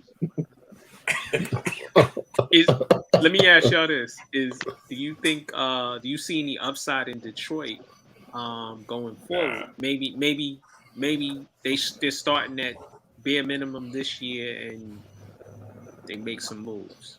Ain't Yeah. no Or way. are they stuck right now? Yeah. There's no way but up. Yeah, they got Sadiq Bey, really good kid. Listen, Dwayne Casey can coach. He never gets credit, but Dwayne Casey took the same team that Stan Van Gundy couldn't get out of the cellar and got them in the playoffs. Same roster when they fired Stan Van Gundy in Detroit. Dwayne Casey took the same exact roster and got them to the playoffs. Dwayne Casey is a great coach to teach fundamentals, set a foundation. To me, he's Nate McMillan light. You know what I'm saying? Where if you got a team, you need them kids to learn how to play, and you need to build it up and make it professional and presentable. Dwayne Casey's your guy. So they have pieces. They got the right coach. It's a matter of if they give him the time to do it. Agree. They Let's They'll win move 22 on. games. Yeah, Golden 22, State 25. Warriors. They gave Mr. Chef Curry the Stephen 4-year extension. Gave Otto Porter Jr. a 1-year deal. There's rumors that they're in the hunt for Ben Simmons. Oh God. Wow. We got a friend to the group. He's on the West Coast, big Golden State fan. He doesn't think Ben Simmons would fit Golden State. Me I think he would. They already have a Ben Simmons. What? They already have a Ben Simmons. Who? Draymond Green. That's his replacement. Well, that's right. But I think he would fit if you don't have to rely on him to shoot anymore. Right. All he has to do is pass the ball to open shooters. Yeah, who's he gonna take the balls? Who they taking the ball out of? Whose hands are they taking the ball out of to put his Nobody's because they play a motion offense. They ain't taking the ball out of Steph's hands to give it to him. The ball really, well, Dom, the ball really isn't in Steph's hands. They play a motion offense. So, but he's the primary. Him and Draymond Green are the primary distributors. I have nothing against Ben Simmons. I like the kid. Right. I just think he fell on some, woke up one morning. Everybody realized he can't shoot. I don't know what happened. I don't know about that. If Ben Simmons could shoot the way my brother Reggie shoots, he'd be a solid player. I tease Reggie about his jumper, but Reggie hits his fair share of jumpers. He keeps you out. But he doesn't need to take the ball out of anybody's hands. Right. Listen, if you in that offense, he can rim run. He's going to play defense. They can use him a lot like they used. What's my man name that had broke his leg in like 17 places and came back? Livingston. Now, a little bit better shooter. Sean Livingston. There you go, Sean Livingston. They can use him like they use Sean Livingston while he works on his shot. Because you remember when Sean Livingston came back initially with the Warriors, he was a guy, he played defense, he rebounded, he would pass the ball, he would hit layups. Now, okay, Simmons doesn't hit free throws. We get all of that. But I think in Golden State, if they don't have to mortgage the farm to get him, I think he becomes that Swiss Army knife for them where he can do everything and they don't need him to actually score because they're going to have enough scoring. They don't need him to score. Right. Well, where is he going to play? The 3. I would play him at the 4, 3 of the 4. Draymond plays the 4. He could play the 3. You could start him at the 3 rather. At the rate the Sixers on are going. Defense. At the rate the Sixers are going because they open their mouth, Doc Rivers. They open their mouth so soon that they're gonna end up trading him to Sacramento for draft picks if they want to get rid of him. Because we already learned that nobody's giving up A, B, C, D for this kid because of what the Sixers did. You can't even blame the other team. It's basically what the Sixers did. Yeah, that's stymieing their own trade value. So can I ask this question? And seriously, Ben Simmons, we talk about what he isn't. When it comes to free throw shooting and the role that we envisioned he would play in Golden State if that's where he went. I wonder what type of player does Ben Simmons think he is, and what I mean by that is sometimes a player might think that they are a different type of player, and so if you put him into where we think he fits, does he feel that that's where he fits, and would he be satisfied with that same kind of role? That's a good question, Dave. Yeah. Depends on the coach, David. It's not the And coach. no. It's Let not, me expound a little. Depends on the coach and where he sees where Ben's strengths are. And you try to hide his weaknesses. In, in today's NBA, guys, that's a little hard because, again, it's an offensive driven league. Give the kid credit. He plays great defense. He's a great passer, but it's an offensive driven league. I mean, my buddy from the West Coast is on my page. What's up? What's up, HP? He says Wiggins is a better fit for the Warriors than Simmons. Yes. How about that idea? Yes. I don't agree. I do. I don't know about that defensively. I think Simmons. I think Simmons is as good a fit as Wiggins. I'm not gonna say one is better than the other because it depends on how they want to use them. Right. I mean, they used Kelly Oubre last year. Listen, Kelly Oubre was taking way too many threes. And they utilized Kelly Oubre to his best ability, and he benefited from it. He went somewhere else, got himself a good contract, but Kelly Oubre looked like a really good fit in that system. When honestly, if you had said before he got to go to State, would he fit? You'd be like, oh hell no. And they found a way to make him mesh very well with that offense. So again, I like the fit for Ben Simmons. I like the fit for Andrew Wiggins because that coaching staff and that organization has shown us the ability time and time again, whether it's Sean Livingston, Andre Iguodala, JaVale McGee, you name the guy that we said, why the hell would they take that guy? That they've made him function in offense and look like he was really successful in that offense. So, I ain't gonna say one's more better than the other. I think both can fit equally well. So I think that wherever Simmons winds up, he's going to need to be in a place that will rebuild his self-esteem as a player. his confidence. His confidence, because he's damaged goods coming out of Philadelphia, and that was Philadelphia's doing. So I think that he's going to need a place that the first thing they're going to have to do is this is same thing as him shooting free throws and working on that. He's going to have to work on rebuilding that confidence and then be in a place that feels that he feels that they want him and they respect what he brings to them. Because he's still a young guy, and he's gonna need to have a place that embraces that.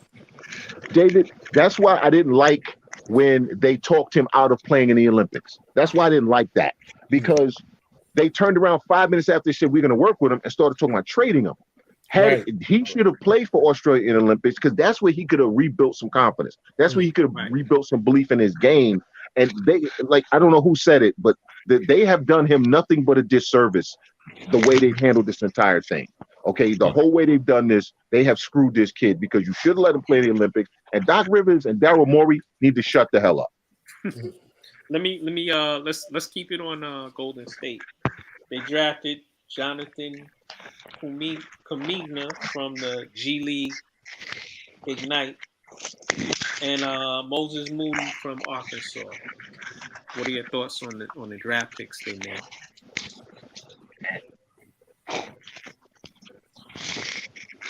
I have no idea who they are. Yeah. Hell, Kendrick Perkins could even say Moses Moody's name. So. Yeah.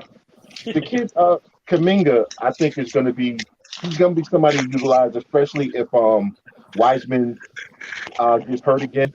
I think he's a good fit to kind of give them something in his place. as a stopgap, fill in whatever depth for Wiseman.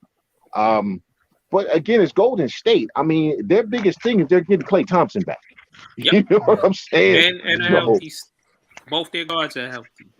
And Weissman. Right. And say what you want, but Wiggins, who we had under the bus 5 minutes ago, he sure has settled in. And again, how old is Wiggins? 27. We make it sound like these guys are so old because he got drafted so young. I mean, that's true. That's true because he's been around a long time. He sure has come around. Right. And they didn't get rid of him. All the rumors, all of that. Right. Still there. Right. I give them a B. Just because it's Golden State, and I think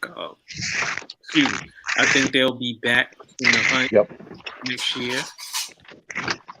Let's move on to Chandler's favorite team right now, the young Houston Rockets, who drafted Jalen Green. That's the Jalen you were talking about. Okay, yeah. They didn't really make any moves in free agency. What's that sound? Yeah, it sounds like somebody's chewing on Max Ethernet cord. It's not me. Wow. Well, I figured it might be you because you hungry all the time, Chandler. Nah, that wasn't me, bro. Somebody's microwave went off before, so yeah. Houston Rockets didn't make any moves in free agency, but they picked up Jalen Green. What are your thoughts? I like them. They made their free agency move by getting Kevin Porter last year or this past season. They are going to be crazy athletic. They're going to lose a lot of games, but they're going to be crazy athletic. They're fun to watch. Yes, they will be. And we get to see, Paul Silas' son, and we get to see how he can really coach. You add in what they already have. I like the construction of that team. I like the talent. Right now they're just not ready. You know what I'm saying? They're just not ready yet.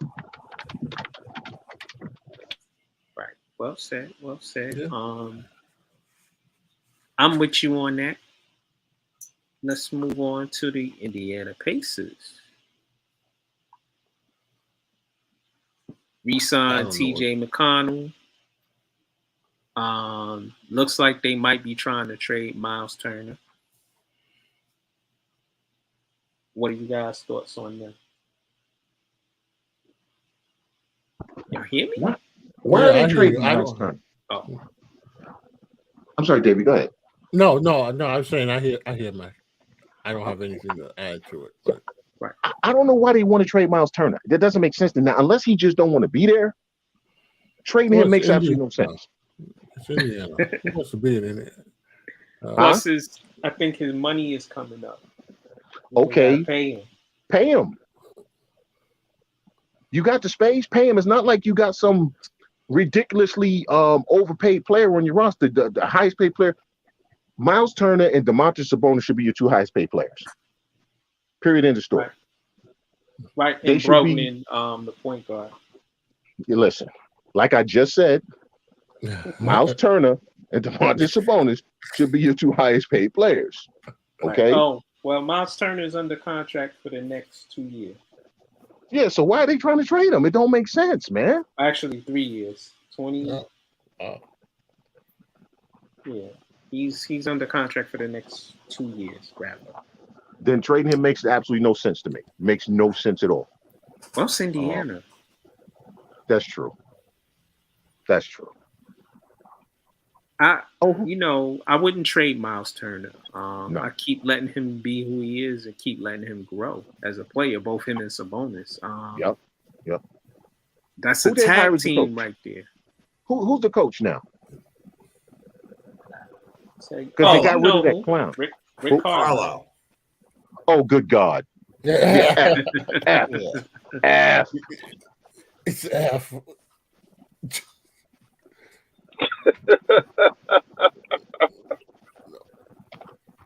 Why'd you say an F? Because I can't Well, I stand Rick agree with Carlisle. you. I think he's a terrible coach. I think He he's is.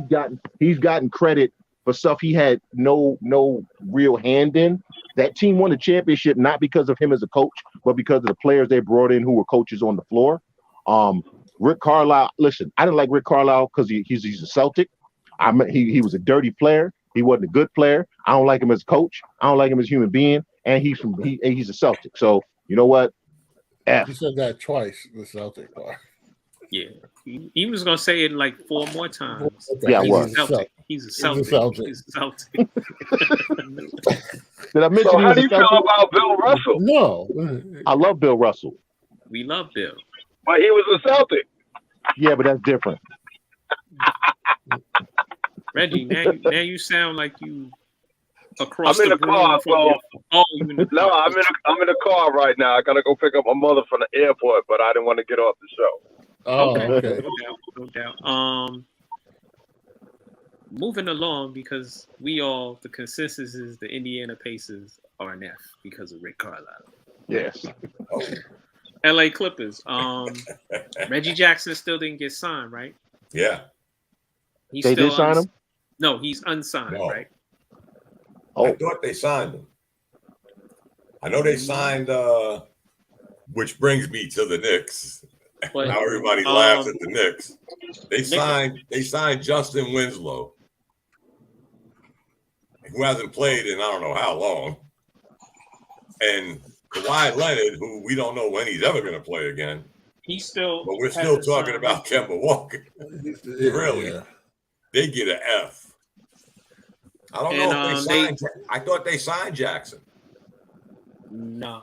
And they gave Nicholas Batum a 2-year deal. Yeah. What? Yeah. Okay. The West is becoming the senior citizen club. Dude. Dude. Oh. I don't know, bro. I don't know what the Clippers are doing either, because really, I mean, Reggie Jackson proved last year that he's an integral part of your team. Listen, I'm not a huge fan of Ty Lue as a coach. I don't think he's actually a really good coach. I don't know what the he's okay. He's okay, but he's not great. He's no earth-shaking guy. Let's be honest. They did give Reggie Jackson looks like he's Okay. a 2-year deal. Yeah. Okay. But I don't know what they're doing with them, because he's getting rid of guys, I think, because he just don't like them, not because they don't fit what they're doing. And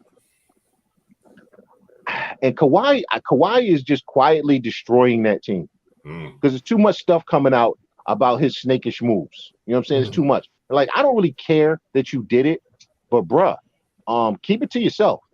Okay? You know what I'm saying? Keep it to yourself. If you were gonna snake Russell Westbrook, that should have never came out. All right? Because now you got the cast on your team. Looks like, well, damn. It's just, I don't know, man. How did he snake Russell Westbrook? Well, the story is going around, which I guess has been confirmed, is that Westbrook actually called him during Kawhi's race. Like, yo, but before Kawhi said he wanted Paul George, and Russ was like, yo, you know what I'm saying? Let's do this. Let's go somewhere together. And after Russ called him, he turned around and called Paul George, like, yo, Russ won out of Oklahoma City, but I really want you, son. You know what I'm saying? I ain't want to gossip. I ain't want to gossip, but your man said this type nonsense. You know what I'm saying? That's a snake move, man. Come on. Hey, Kawhi moves bad boys in silence. He be moving in the shadows. It's like, remember that old vampire soap opera? Dark Shadows? Yeah, Dark Shadows. He moving like Barnabas Dark Shadows. Collins. Yeah. Remember him? Barnabas Collins. He's the Barnabas Collins of the NBA. I'm just trying to figure out, when is somebody going to say Kawhi Leonard is high risk, low reward? He kind of is right now, Dom. If you think about it, always now, injured. Yeah, I mean, he got Toronto a championship, but if you look at the Clippers, right? I mean, what have they really done with him other than choke away a 3-1 lead? Yeah. And he's load managing in the offseason. Yeah. Maybe Michelle Beadle was right the whole time. Yeah. Maybe. You can't even expect Kawhi to rehab all day because he got to get 2 days off in between. That's right. That's right. You know, he might not play this year. He might not. You notice he took Toronto to the championship after damn near sitting out a whole year with San Antonio. Oh yeah. Yeah. Yeah. And still did the load management thing on Toronto. Yes. Yep. He is the load management king. I think Yes. when you look up load management, he's in the picture like. That's right. And again, if that's Poster because of how bad his knees are, I don't really care about that part of it. Listen, you got to manage your body where you manage your body. Right. But it's the other stuff. It's the other stuff with him that's slowly and surely starting to come to light. It's the other stuff. I don't think that you can have a good locker room with him with all the stuff that keeps coming out. You know what I'm saying? Here's the thing. There's a difference between somebody being quiet and somebody that comes across like they're hiding something. Right. He's hiding the injuries. And it's always somebody else's fault. Right. It's the Spurs training staff, it's the Clippers training staff, medical staff. It's always somebody instead of just maybe I ain't drinking enough milk. I don't know, but it's always somebody else with him. And maybe he needs to call Amari Stoudemire and consult with the wine baths. There you go. Yeah. That actually seems like something that'd be right up his alley.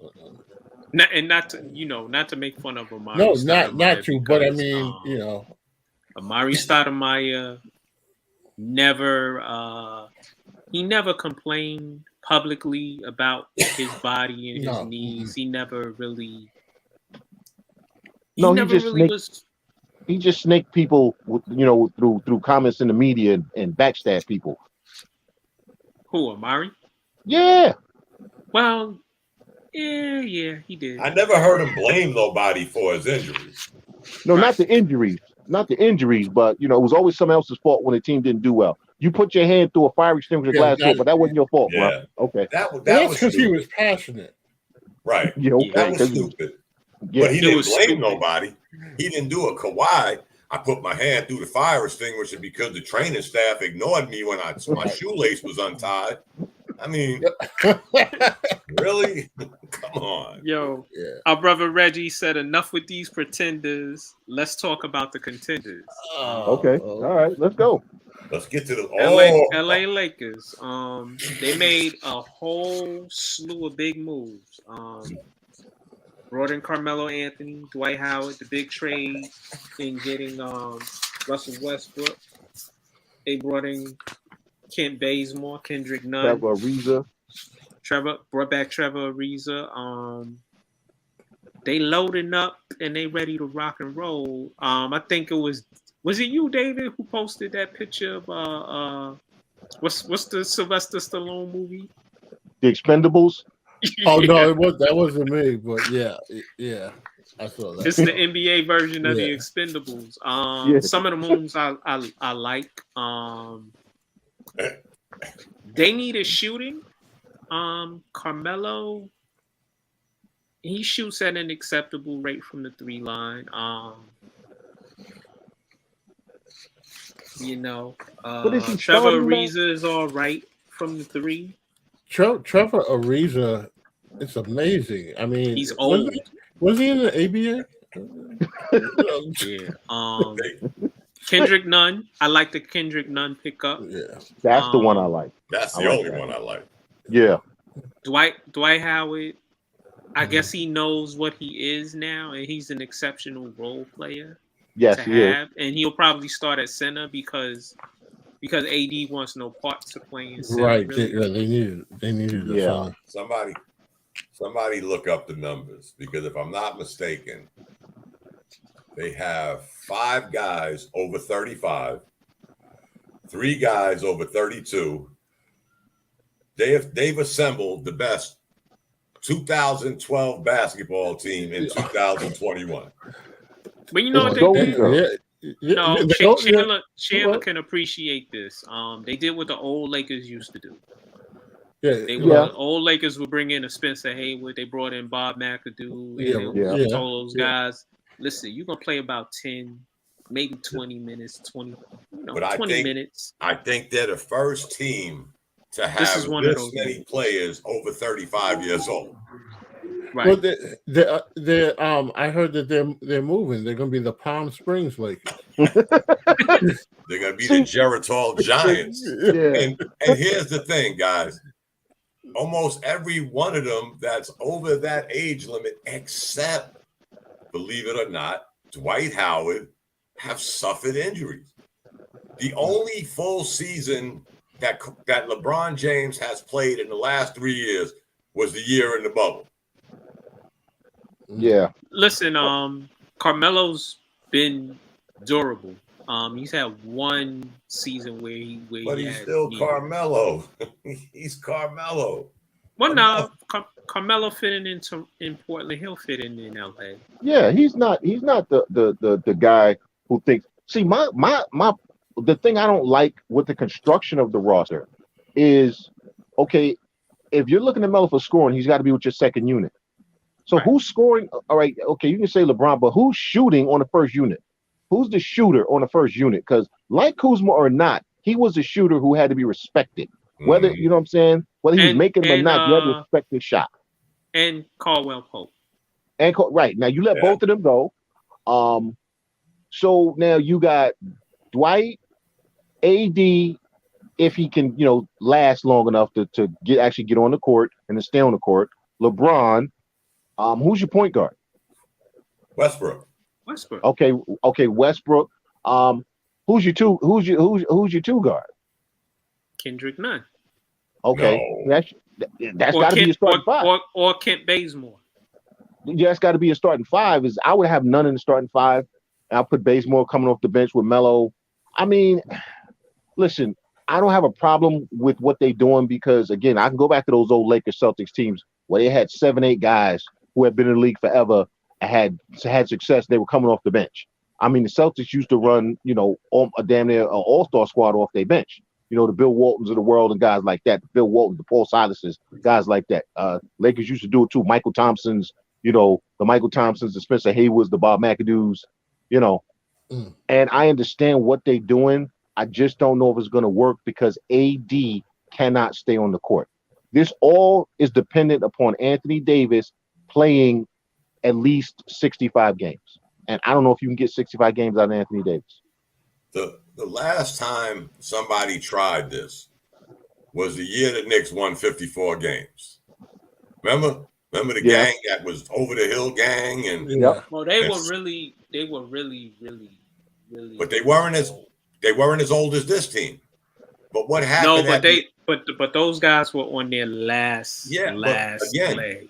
What happened at the end of the year? They had a great season, won 54 games. I think they were the second or third seed. Most of those guys were in the infirmary. Right. And by the end of the year, the wheels had come off. It's just the luck of it. I'll tell you what. One of them old dudes are going to get punched in the face if they don't run up and down the court hard enough. Because the Lakers went out and got Westbrook. But he don't want to hear about your age. Don't the Lakers have Malik Monk? Yes, that's right, Malik Monk. I forgot about him. Yeah. Yeah. Now, if they would have started him with Westbrook instead of Nunn, because Nunn's predominantly a point guard. He was a point guard in Miami. I would give them a little better grade if they started Monk. Again, I had the opportunity to watch Monk here in Carolina. He's hit or miss, but when he's hot, he's hot. But like Chandler said, he may fit in well with them because they don't have much perimeter shooting. Yeah, they don't. They do though. They just fit in. But they got Chandler's boy. Who? Ellington. Oh my God! Stop. Who? Duke Ellington. They got Duke Ellington. Yeah. No, I think LA's shooting will be fine because AD is essentially a guy that scores anywhere from in the paint to the 3 line. LeBron hits threes better than he did early in his career, and he's all right from the 3 line. They'll be fine, man. top to bottom, Where do they're you think they're scary going to ass fall at in team. the West? Excuse me? Where do you think they're going to be at in the West? What seed? First. What? No. Yeah. You got to be. Somebody 2 or check 3. his cup. They're 2 or 3. Nah. They're 2 or 3. They're not. I'm taking friendly bets with you You guys. it's funny. I was going to say the same thing, Mark. I think that I know they're old, but that's a talented team that knows how to win. And I think that I don't know if they can stay relatively healthy, I give them a good shot coming out of that West.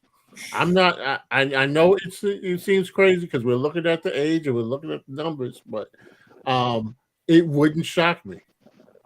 It just wouldn't shock me with that. David, I'm just looking at the fact that I'm only talking regular season here. I'm not talking playoffs. I'm just talking regular season. The Jazz are a better regular season team. They're just built better for the regular season. They have far more shooting than the Lakers do. You understand what I'm saying? And I think for even fully healthy, I think the Jazz are still a better overall team than this Lakers team. So I would give the Jazz a better shot to come out first. Now I'll give the Lakers 2 or 3. I think they'll be in the top 3. That's a given. They'll be in the top 3. But I don't see them. So we going double on the iced tea bet? Absolutely. Yeah. I'm you know what? I'm thinking Utah's running it back. Utah's going first again. I don't think they come in ahead of Utah, Denver, or Phoenix. I'm just saying. I see. Everybody looks at Phoenix like, all right, they might have caught lightning in a bottle, but guess what else they caught? Them young dudes got to the finals. Right. So this year they're going to be better. But they can only get better. The Lakers have nobody that could match up with Ayton. Nobody. Dwight Howard. Howard. No. Yes. AD. No. Stop, guys. Dwight Howard. What's he gonna set up with him? What's he gonna match up with him for? 16 minutes? He ain't playing 20-something minutes. But Dwight Howard defensively 20-something minutes in 5 years, guys. Come Dwight on. Howard defensive. Listen, Ayton still has a propensity to get into foul trouble. Okay, and Dwight Howard can get you into foul trouble still. He don't have no offense. I'm not talking about offense. I'm not talking about offense. I don't care about the offense. They don't need Dwight Howard for offense. Man. So how's he going to get Ayton in foul trouble? Dwight Howard will still give you a double-double. And defensively, he's going to give Ayton problems, which means Ayton is going to do things to get himself in trouble. Ayton still has propensity for offensive fouls, getting himself in quick early foul trouble, and they still don't really have anybody behind him. What's his name was hurt, so he will be back. So again, you got who that. Will be back? Who was the guy that got hurt? The other center. Oh, come on! Somebody look it up. Yeah, because I don't know who that is. Somebody look it up while I'm talking. Right. Who the Lakers got to match up with Paul and Booker? Westbrook and LeBron. I love Westbrook. Westbrook and LeBron are a wash for Paul and Booker. That's a wash. I don't think LeBron's going to be checking Booker. No. I'm talking about scoring wise. That's a wash. No, I'm saying who's going to check these. Here's what I'm trying to get at, guys. For the Suns to have gotten where they've gotten with these young players and Monty Williams in only his second year, my theory is they kept most of their pieces too. Right. They brought back all their pieces. And they're coming back with some dynamite experience for guys that have been in the league and been together that long. Bridges could only get better. Booker already proved he's gotten better. And you got Payne coming off the bench. Now, I will say, like we say every year, can Chris Paul stay healthy? Yeah. He proved it this year. So I don't got the Lakers finishing 1-3. That's just me because I'm looking at youth over experience. I see it as the Lakers 1, Phoenix 2, Denver 3. Fuck Utah. Who?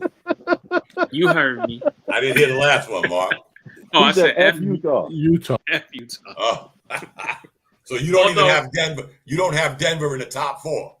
No, I said 3. 3. Yeah. I said LA, Phoenix, Denver, screw Utah. But I do like players on Utah. I just don't like Utah.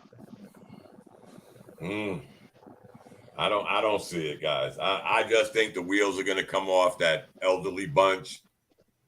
And again, I LeBron don't has not played a full season except the bubble season.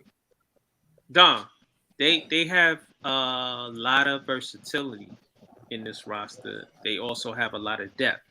LeBron doesn't have to go all willy nilly every game. His games where he can do the load management, and you can plug in if he wants to rest. You could plug in Carmelo because Carmelo is still in good shape, and it's a lot of mixing and matching. They got a lot of depth, and I don't. It's not like the Knicks in that year when they won 54 games. Because all those dudes died after 30 games. Their basketball lives just died. Well, These guys aren't old like they are. Yeah. So it's a lot of age, guys. Nobody has had this much age. And nobody has. They're too deep at just about every position. Yeah. They'll be fine as long as they start all their games around 5 o'clock. Well, that's for David's benefit because we know David has a time he needs to go Betty by. No. So do I. I don't watch the West Coast games, guys. I'm gonna be honest. I'll be up at 4 a.m. But that's why I get to watch so many Nuggets games because though they're in the Western Conference, their games started at least 9 o'clock. Right. It's not like they don't start at 10, 10:30. Let's move on. Sorry, Mr. Reggie, on my page. We moving on from your Lakers. But thank you for joining us, by the way. Memphis Grizzlies. Yes. They drafted Zaire Williams. I like that pick from Stanford.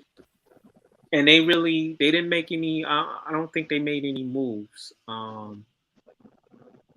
in free agency. They didn't need to. Their biggest thing is getting everybody healthy, including the young big man whose name just left me. Y'all know who I'm talking about. If they can keep him healthy, dude, they're a top 5 team in the West. They're a top 5 team. Top 5. They're top 5. If they can keep him healthy, because that's what they were missing. He has so much talent. And he's really good, but he's been hurt. If they can keep that kid healthy, with the way that good God, I hate having so many concussions. The point guard. Ja Morant. Thank you. Yes. That kid is special. That kid is special. Yeah, dude. Memphis, if everybody stays healthy, that's top 5 team for me. Okay. I don't know about top 5. I see them somewhere towards the bottom. But I like Memphis. I like Ja Morant. I do too. I like a lot of their young players. They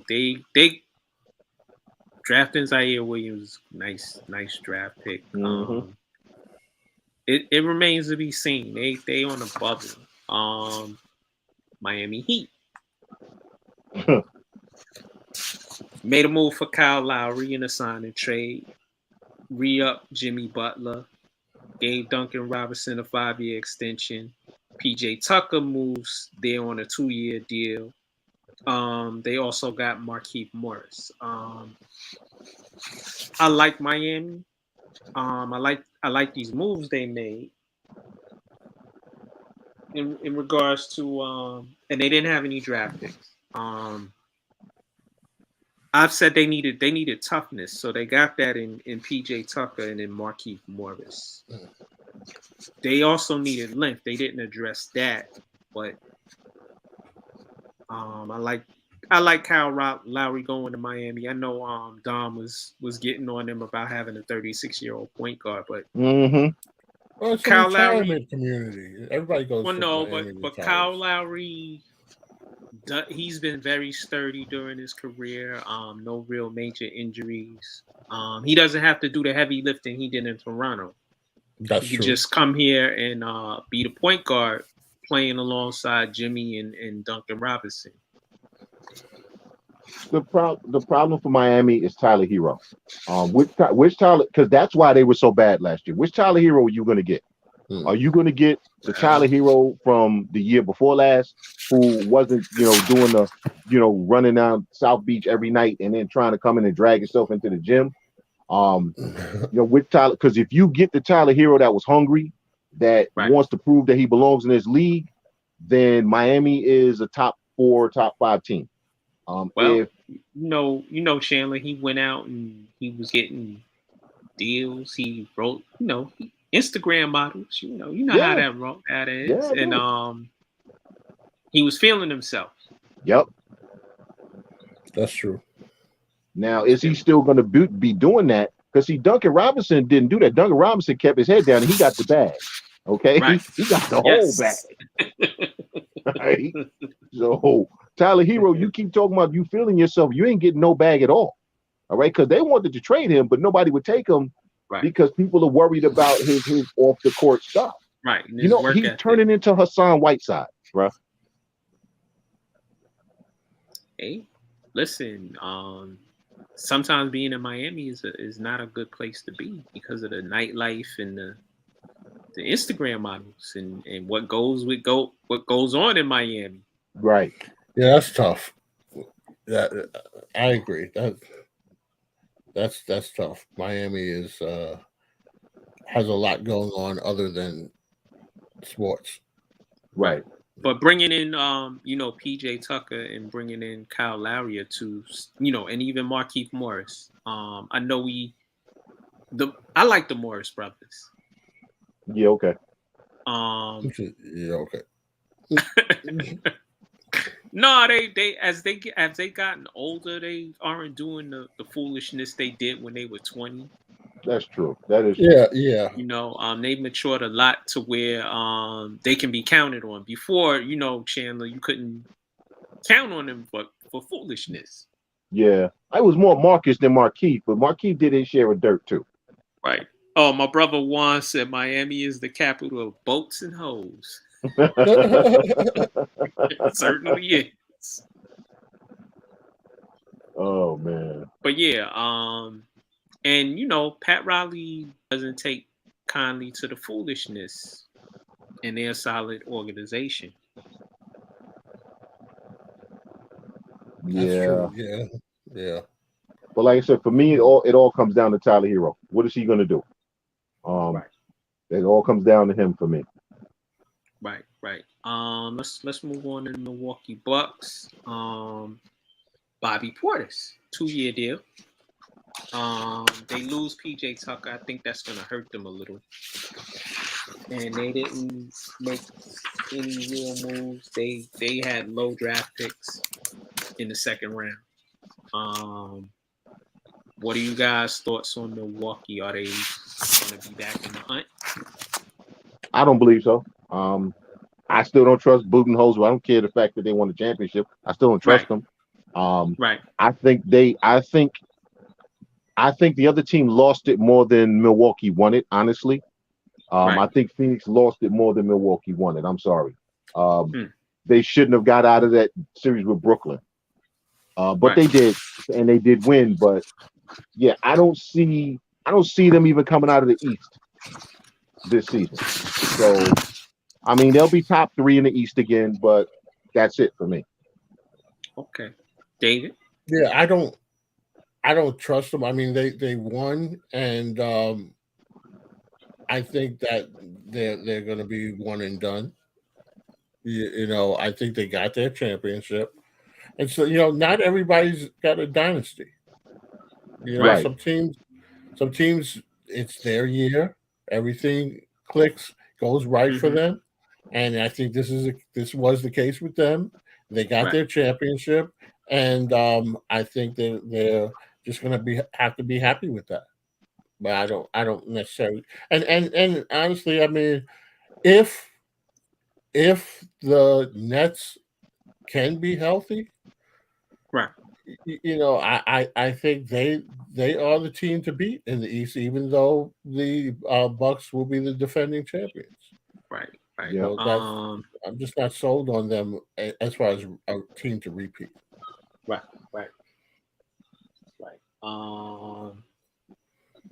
Minnesota Timberwolves. They didn't sign anybody. I don't even know what their names were. No, they didn't sign anybody as of yet that I know of. No major signings. They didn't have any draft picks. Yeah, It's a straight up F, and Minnesota is just not a well-run organization. no, they're not. No, Who's the coach? Who's the coach there now? I'll tell you in a second. They just content to be in the cellar. Yeah, I mean, you got the kid. What's his name? Edwards, right? Isn't that the kid from Georgia? Edwards. Yes. Okay. Good pickup. You got D'Angelo Russell. You got Karl Anthony Towns.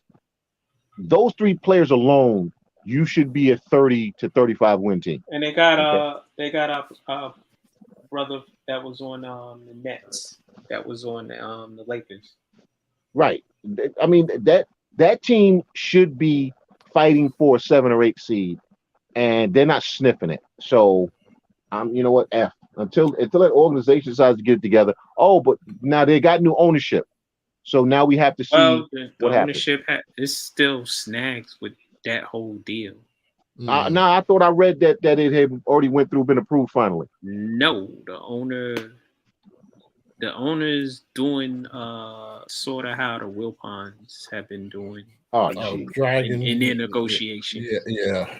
Okay. Dragging it where, well, I want to control the team for the next 2 years and then gradually give you control.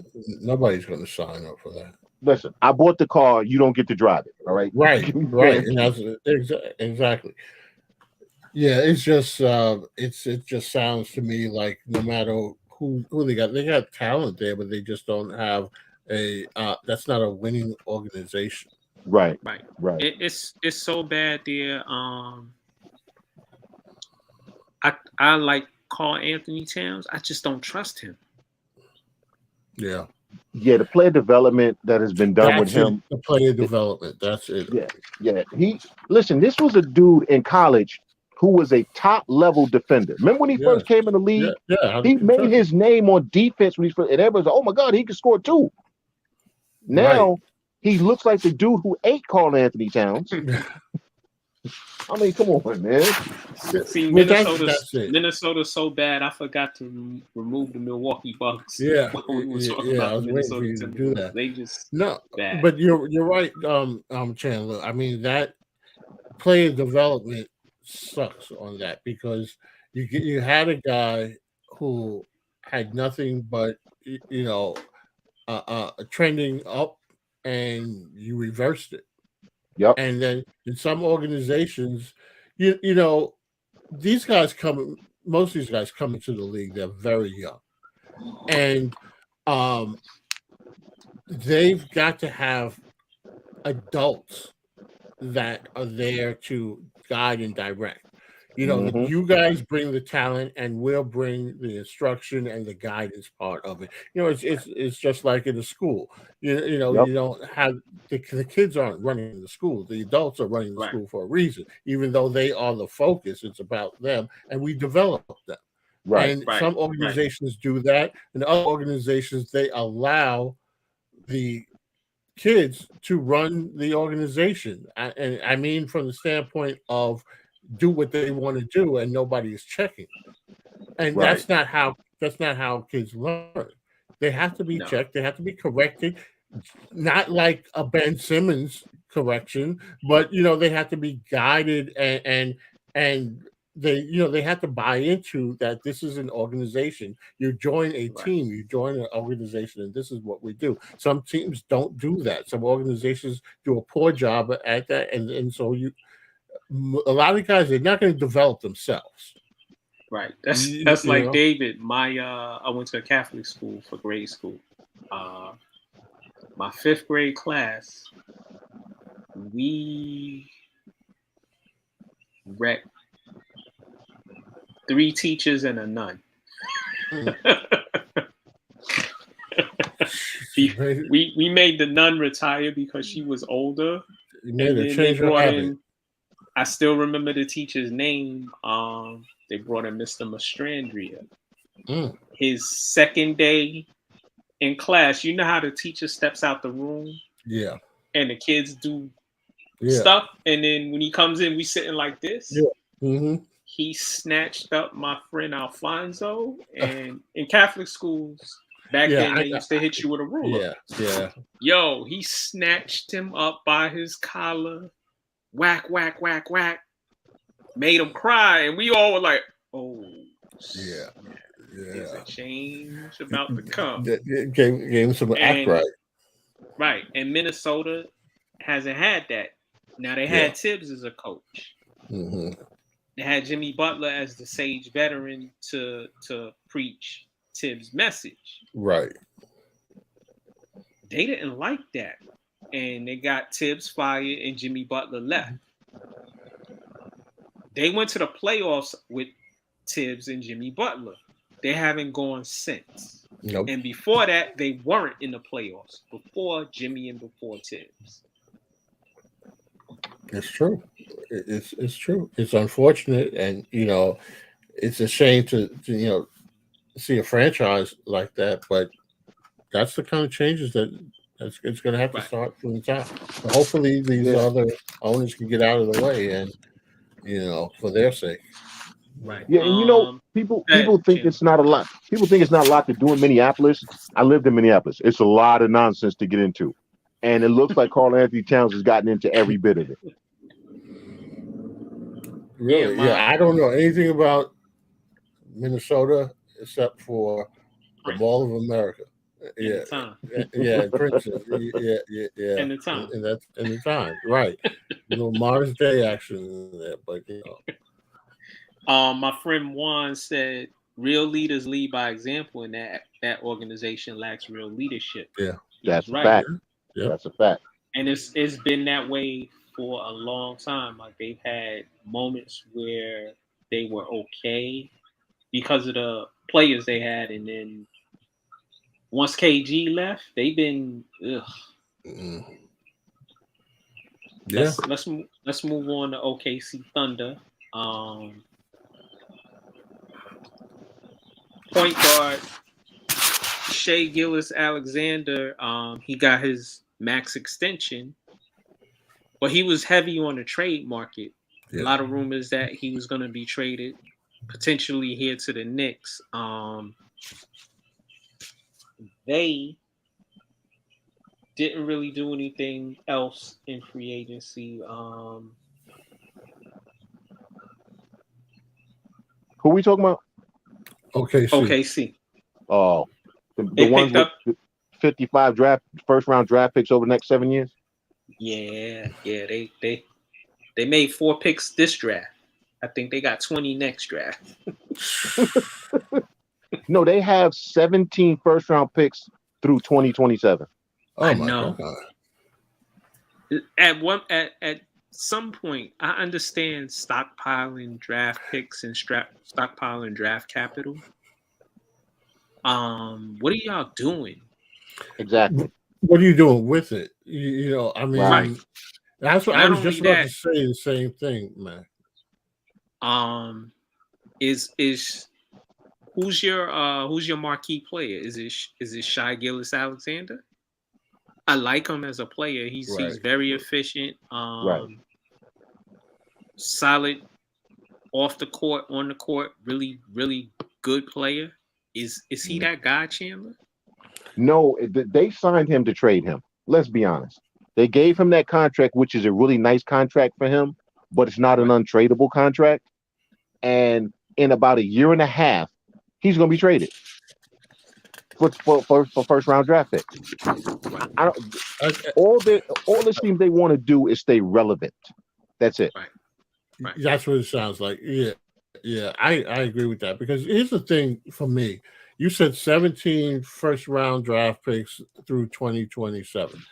Yeah, it's some ridiculous. It's a double digit number, and it's close to 20. It's somewhere in that neighborhood. Yeah. Right. So this is we're going into 2022, and so here's my thinking is that, to me, draft picks, while it's necessary, that's not the goal to obtain. Right. Because if you're thinking about obtaining draft picks, like teams that are winning they're not in the lottery.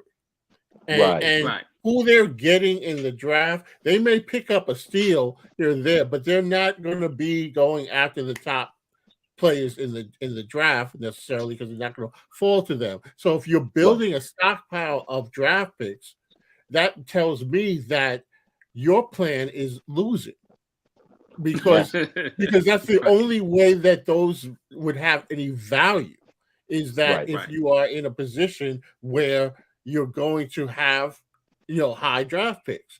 And otherwise, they're at this point, they might as well just send them back to Seattle. Right, but David, they haven't been in a lottery though.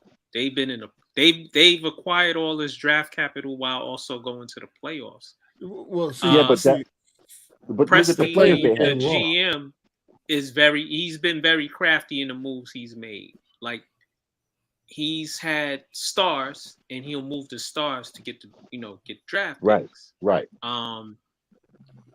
I was in a discussion, I think earlier today, and a guy asked me, he said, well, Golden State was built primarily by the draft. I'm like, no, they weren't. They got 3 draft picks as their primary players. And I've been saying this the past couple of days. You identify the superstar or the superstars, and you build around them. You identify one player or 2 players, and you build around them. Right. No team is built solely on the draft because of a variety of reasons. No, it's true. OKC, it seems they don't have a superstar right now because Shai Gilgeous isn't a superstar, but he is a very good player and a promising player. Yes. Not a superstar, not a star, as he hasn't ascended yet to going to all-star games and winning awards. Right. Individual stuff. What's around him? Well, that's the thing. See, that was what I was just about to say, because the other thing about star power is the ability to attract. And so no one's going to OKC because Shai Gilgeous-Alexander is there. Right. That's not, so he may be the name on that team, but that doesn't mean that he's got drawing power. Right. And so I think that's the difference. And he is their best player. Right. So that's it's unfortunate when you can't even use your best player to attract other players. But do they want to though? Well, that's the question. Right, because I think they're playing to their market. And we've had this discussion before that there are teams that aren't trying to win. Yes. They're just trying to stay relevant in their market and keep their fan base excited. I was thinking about that conversation. Outside of college football and college basketball, there are no other professional teams in OKC, I believe. No, there's not. There are. And if you're in Oklahoma, you go to Texas to go to games. Yeah, you go to Cowboys games, right? Or you go to Texas, University of Texas, or Cowboys games. Yep. Right. I'm talking about their region. Right. The closest place to go to a professional game in other sports is to go to Texas. Right. If you're in Oklahoma. That's right. That's right. So you're right, Chandler. They're like Portland, except for they aren't. Portland is a cool city for basketball. The people in OKC, they do have a rabid fan base, though. Yes, they do, but I think there's a difference between a rabid fan base and a demanding fan base. And they're not demanding. Right. So there are certain markets where the people are going to show up just because it's something to do, and then not really the level of expectation is not going to be the same. So they'll get excited the same way. It's like a college atmosphere. You go to the games and people are cheering and excited about it, and if they're winning, it looks great on TV. to see this rabid fan base and the team is winning. When they had Durant, Westbrook and Harden, and they were going to the finals, that rabid fan base played well on TV, and everybody said, "Oh, this is a great market." Mm-hmm. But Right. that's not necessarily, if they're not winning, they're still excited and rabid, but they're not demanding the Right. winning. So that allows an organization to do what they're doing because no one is holding them accountable. Right. Right. Right. I gotta give OKC incomplete. Yeah.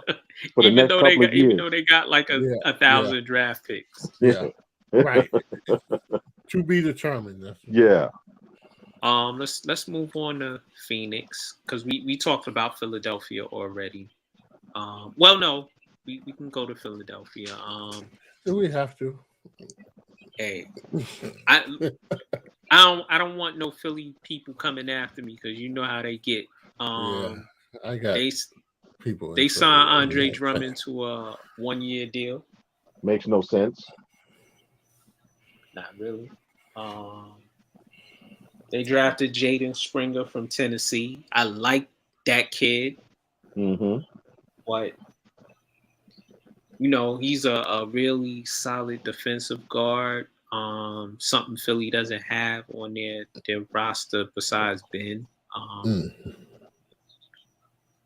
Andre Drummond, it's certain players. We're gonna have to do a show on the guys who blew their free agency. Yeah. Because the choices he's been making on where he wants to go to teams makes absolutely no sense for his skill set. I'm not an Andre Drummond fan, even though he averages a double-double. His numbers are just really like, you're like, and okay, so you got 15, 17, 20 points and 14 rebounds and that's what I mean though, Mac, is he keeps going to teams voluntarily where it's not a fit, bruh. All you have to do is look at the roster and know you're not a fit. So he's just chasing a dollar. And if that's the case, God bless you. You know what I'm saying? Get that money. Well, he did get one big contract already, so he's on a 1-year. He's trying to reset his market value. How are you gonna reset your market value in Philly where with Doc and not for nothing, Doc to me, Doc is going away with Stan Van Gundy for me. It's time for him to go. Okay? Right. Time And for you to go, Doc. Also I think you playing behind Jolov Rice, who seems to he played with injuries this year and not how he usually played with injuries. He fought through the injuries. Yeah. He was a MVP candidate for most of the year. I'm talking about Jolov Rice. Y'all know who I'm talking about. Yeah. So you're not gonna. They can't play you both together because y'all both. It's God. It's just a bad. It's a bad fit. That's what I'm saying. And then you look at the management. Get to play if he's healthy. Yeah. And then what is Daryl Morey doing, bro? What is Daryl Morey and Doc Rivers doing? What are they doing? You sunk Ben Simmons' trade value. Yeah. Yes. Yeah. Yes. You went and signed Andre Drummond, who doesn't fit a damn thing you do. Not one single thing that you do hit doesn't threes. fit. He's a post player. He's a back to the basket center, and you don't have one guard on that team that can feed the post. They can. That's why Joel Embiid has to basically get the damn ball himself in order to take it in the post. You know what I'm saying? You don't. You know what? Philly, I'm giving them an F, a PF, a PH. Yeah, a PH. There you go. There you go. I'm giving them a Z. Just because it's Philly. Because it's last. Between Andre Drummond, Dennis Schroeder, they really screwed up their free agency. They're not gonna get the money they want to get. Yeah, they offered Schroeder that money and he turned it down. I'm like, really, dude? Okay. Because Dennis said I don't know, Chandler. I know you've been I know you've traveled. You know, you've been to Germany. You speak any German? Yeah. How do you say? How do you say I royally screwed myself in German? Scheiße. You say Scheiße. Scheiße. He shizered He himself. shized himself. And it's not that Exactly. Dennis Schroeder is a bad player because he's a decent player. He picked the wrong time to have a bad year in the playoffs. Yes. Him and Andre Drummond. In fact, they were on the same team. Yes. And remember when Drummond went to the Lakers and I said to you, it made no sense for him to go there. It made no sense. Right. It made absolutely no sense because LeBron ain't gonna feed the post. You a back to the basket dude. Frank Vogel ain't gonna use you properly, and he didn't. You know what, man? Yeah. Let's go to brighter horizons. The Phoenix Suns, who did smartly in their free Yep. agency. Yep. Chris Paul opted out. They re-signed him on a still similar money, but lesser money so that they could re-sign also Cameron Payne. They gave him a 3-year deal. Yep. Chris Paul got a 4-year deal. They brought in JaVale McGee. Boom. Smart move. Yes. Because now you have a backup for Ayton when he gets in foul trouble. Right. They didn't have any draft picks, but essentially you don't need any when you're bringing back your 2 point guards and you bringing in JaVale McGee to be your backup center and solid veteran. I think Phoenix doesn't miss a beat. Yeah. They'll be a top team in the NBA this year. Yeah, I like what they did. I think it's another example of taking care of their home, right? And and sometimes you don't need to go out, and shake things up, just because you fell, a few games short. Right. They were right there. Yeah. Right. And can we give James Jones some credit? Now this brother. Yeah. Yes. Yes. Instead of he don't. You know what? He went from being a player, and he did the grunt work. He worked in the front office. He was an assistant. He was an intern to the owner, which means basically bench. He just basically walked around with the owner and got him coffee and hey Rob, how's it going, buddy? Right. You know what I'm saying? He basically was his personal assistant, and he went from that, but he learned. You know what I'm saying? He asked questions, and now if you look at remember when Phoenix was the dysfunctional franchise? Remember when Phoenix was Philadelphia? Yes. It wasn't that long ago, man. It wasn't that long ago. Yes. The pH. Hold on, now, Chandler. Remember when? And I gotta I want to get Earl Watson on the show because I kind of disparaged him, but then I've seen what he's doing on Instagram, and I even said Phoenix did him dirty. Oh yeah, they did him so dirty. That was ridiculous. He was the coach, and they had 50 million point guards and one rock. Yeah, and then they screwed Earl. They screwed. I'm not a big fan of Jeff Hornacek. They screwed him too. Yeah, they did. They screwed both of them in succession. Yep. And then they sucked really, really bad. And now look at them. Yeah. Maybe you can get Earl on with Mike Hampton. Because you guys I would love to get both of them on, especially Mike Hampton, because y'all was saying all kind of crazy stuff about Mike Hampton. Yeah. If he could be in the barbershops I was in, and you mentioned I hope. But Phoenix, staying true to Jones's leadership, savvy moves. They brought in the right coach. Yep. Changed their culture. Yep. Brought in the right veterans to go with the young players that they have. They are setting themselves on the precipice of being really, really good for the next 3-4 years. Yeah. Now it's a question of will the owner continue to stay out of the way, right? Or is he going to get the hey, I need some credit portion of the program and want a medal? see if it be it's certain owners who stay out the way and they let whoever is shining shine, and they don't want to shine. But then you got other people who it's all about me. Yep. So as long as Sarver stays on the sidelines and Right. and is the owner of the franchise, sign the checks. I'll tell you what's going on. We'll keep you in the loop. You know what I'm saying? You come down to the locker room every so often, man, and walk around, shake some hands, take some pictures. We'll be good. Yep. Portland Trailblazers. Oh. I am looking at them. I feel for Dame. I feel for CJ McCollum. I see some dark days. I think there'll still be a decent team. It's just really messy over there. They re-signed. They gave Norman Powell his extension. They brought in Cody Zeller and they brought in Tony Snell.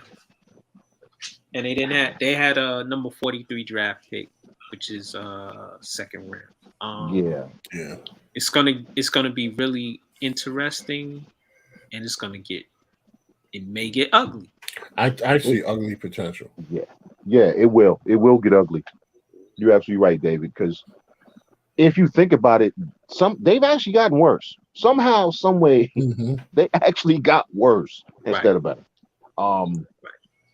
And I've been watching, some of the summer league games. It's this kid Blakeney, walking bucket. But like the rest of the players that have been in Portland, this kid don't play a lick of defense, which is why he's in China. He was averaging 35 points a game in China, so this kid can score, right? But how did you get better? You still have Nurkic, who has gotten worse as a big man instead of better. He's consistently gotten worse. Right. You didn't really improve your roster. You didn't really improve your bench. Okay, Tony Snell is on his last legs. He's not the defender he once was. Norman Powell, okay, but Norman Powell can't cover up all your deficiencies. I can't believe the Yankees about to blow this game. He can't cover up all your deficiencies. Okay, he can't. So I don't understand it. And keep in mind that you got a rookie head coach that your star player isn't too sure of. Right, and Yeah, the smear and the stain of his past is raised its ugly head throughout the off season right now. Yep. Chauncey Billups alleged rape case that he managed to really distance himself from that because I forgot about it. Yeah, and then Portland mishandled it to the point that it's all you can talk about now. Right. I was reading. I'm like, wait, Chauncey Billups raped somebody? Yeah, I wasn't even aware of it. Wait, he was with Antoine Walker. What? Yeah, Ron Mercer, punk ass. Oh, right. So now is all we've talked about. That's been the how they, like you said, Chandler, from the press conference where it got snitty with the press because the press wanted to talk about the case and Portland didn't handle that properly. Not at all. And Dame, people start, Dame is very active on social media, so people came coming for his neck, and he's like, I don't know what you're talking about. He ain't rape nobody. Then he go and look, oh snap, he did rape somebody. So, and that's Go ahead. Well, that's the thing is Dame had never seen how that fan base can turn on a player there. Rasheed Wallace, Zach Randolph, those cats, they know. Darius Miles, they know how that fan base can turn on you. Who's my man who used to get in trouble? The guard. Quentin Q. No, not Quentin. It's somebody else. It'll come to me, but go ahead. Okay. Keep going. But and so because of that, and that'll happen because the organization hung him out to dry. So now he's looking at the organ. He was already looking at the organization like, really, is you finally gonna get rid of Terry Stotts and then now you're bringing this dude and you hang me out to dry. They have managed to turn a good situation with a solid rabid fan base into something where I honestly and truly believe that after this season, Damian Lillard demands a trade. He's not going to do it publicly, but he's going to walk in the owner's office, close the door, and say, "Listen, man, you got to get me up out of here." And who can blame him? He's given them 8, 9, almost 10 years. Right. He's been very loyal to Mm-hmm. to a He fault. actually said he wanted to stay there. Yeah. Yeah, and from everything that I know about him, that's his MO. He's a a loyal type of guy, but you still can't dump on people because that's gonna he's gonna ultimately be loyal to himself. Yeah. Right. Which he should be. Yeah. They Chandler, they made CJ McCollum the president of the players union. Players Association. Yeah, which tells me a lot about him. Why? No, actually, I think it's a good deal. I think Okay, it's a good move. This is the same Players Association that thought that it was enough to just do some performative actions, put some performative lettering on the court when they had an opportunity to really do something. This same Players Association that decided to do what they've been doing the past few. You talking about that Players Association? Okay. But I'm talking about him. If he wants to run it, then that tells me far more about him than you believe, because I think that he's just going to be another cog in the wheel. He's going to be in bed with the NBA doing the same nonsense they've been doing. Well, I got to look on how he got the position. I think they vote on it.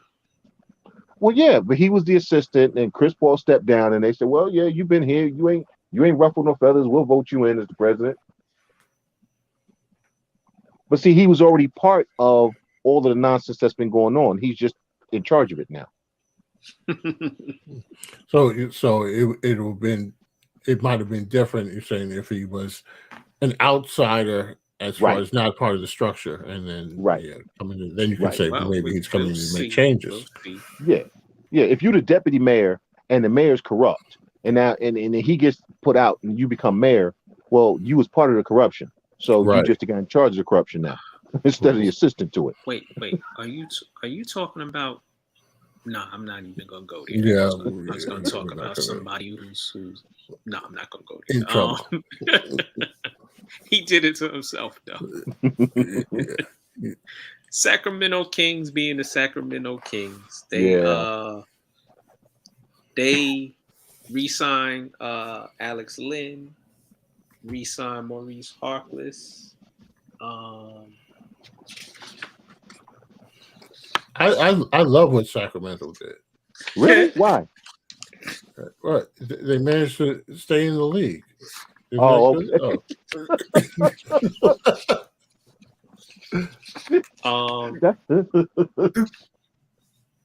They had the number 9 pick. They picked up Davion Mitchell. I like Davion Mitchell. It's unfortunate that a team already that has a bunch of guards picked up another guard. Yeah. Under a coach who can't coach the guards he already has. Right. Look who they have. They now have Davion Mitchell, Buddy Hield, De'Aaron Fox, and Tyrese Halliburton. Yeah. Mm-hmm. Yeah. And because they needed another guard. You already got Buddy Hield, who your coach has alienated and who you should have traded and got something for him. You chose not to. You could have traded De'Aaron Fox because you have Tyrese Halliburton. Got something for him. You chose not to. You could have replaced your coach with a real coach. You chose not to. Okay. You know why they didn't trade Buddy Hield? Why? They said, well, we got to stay here, then you staying here too.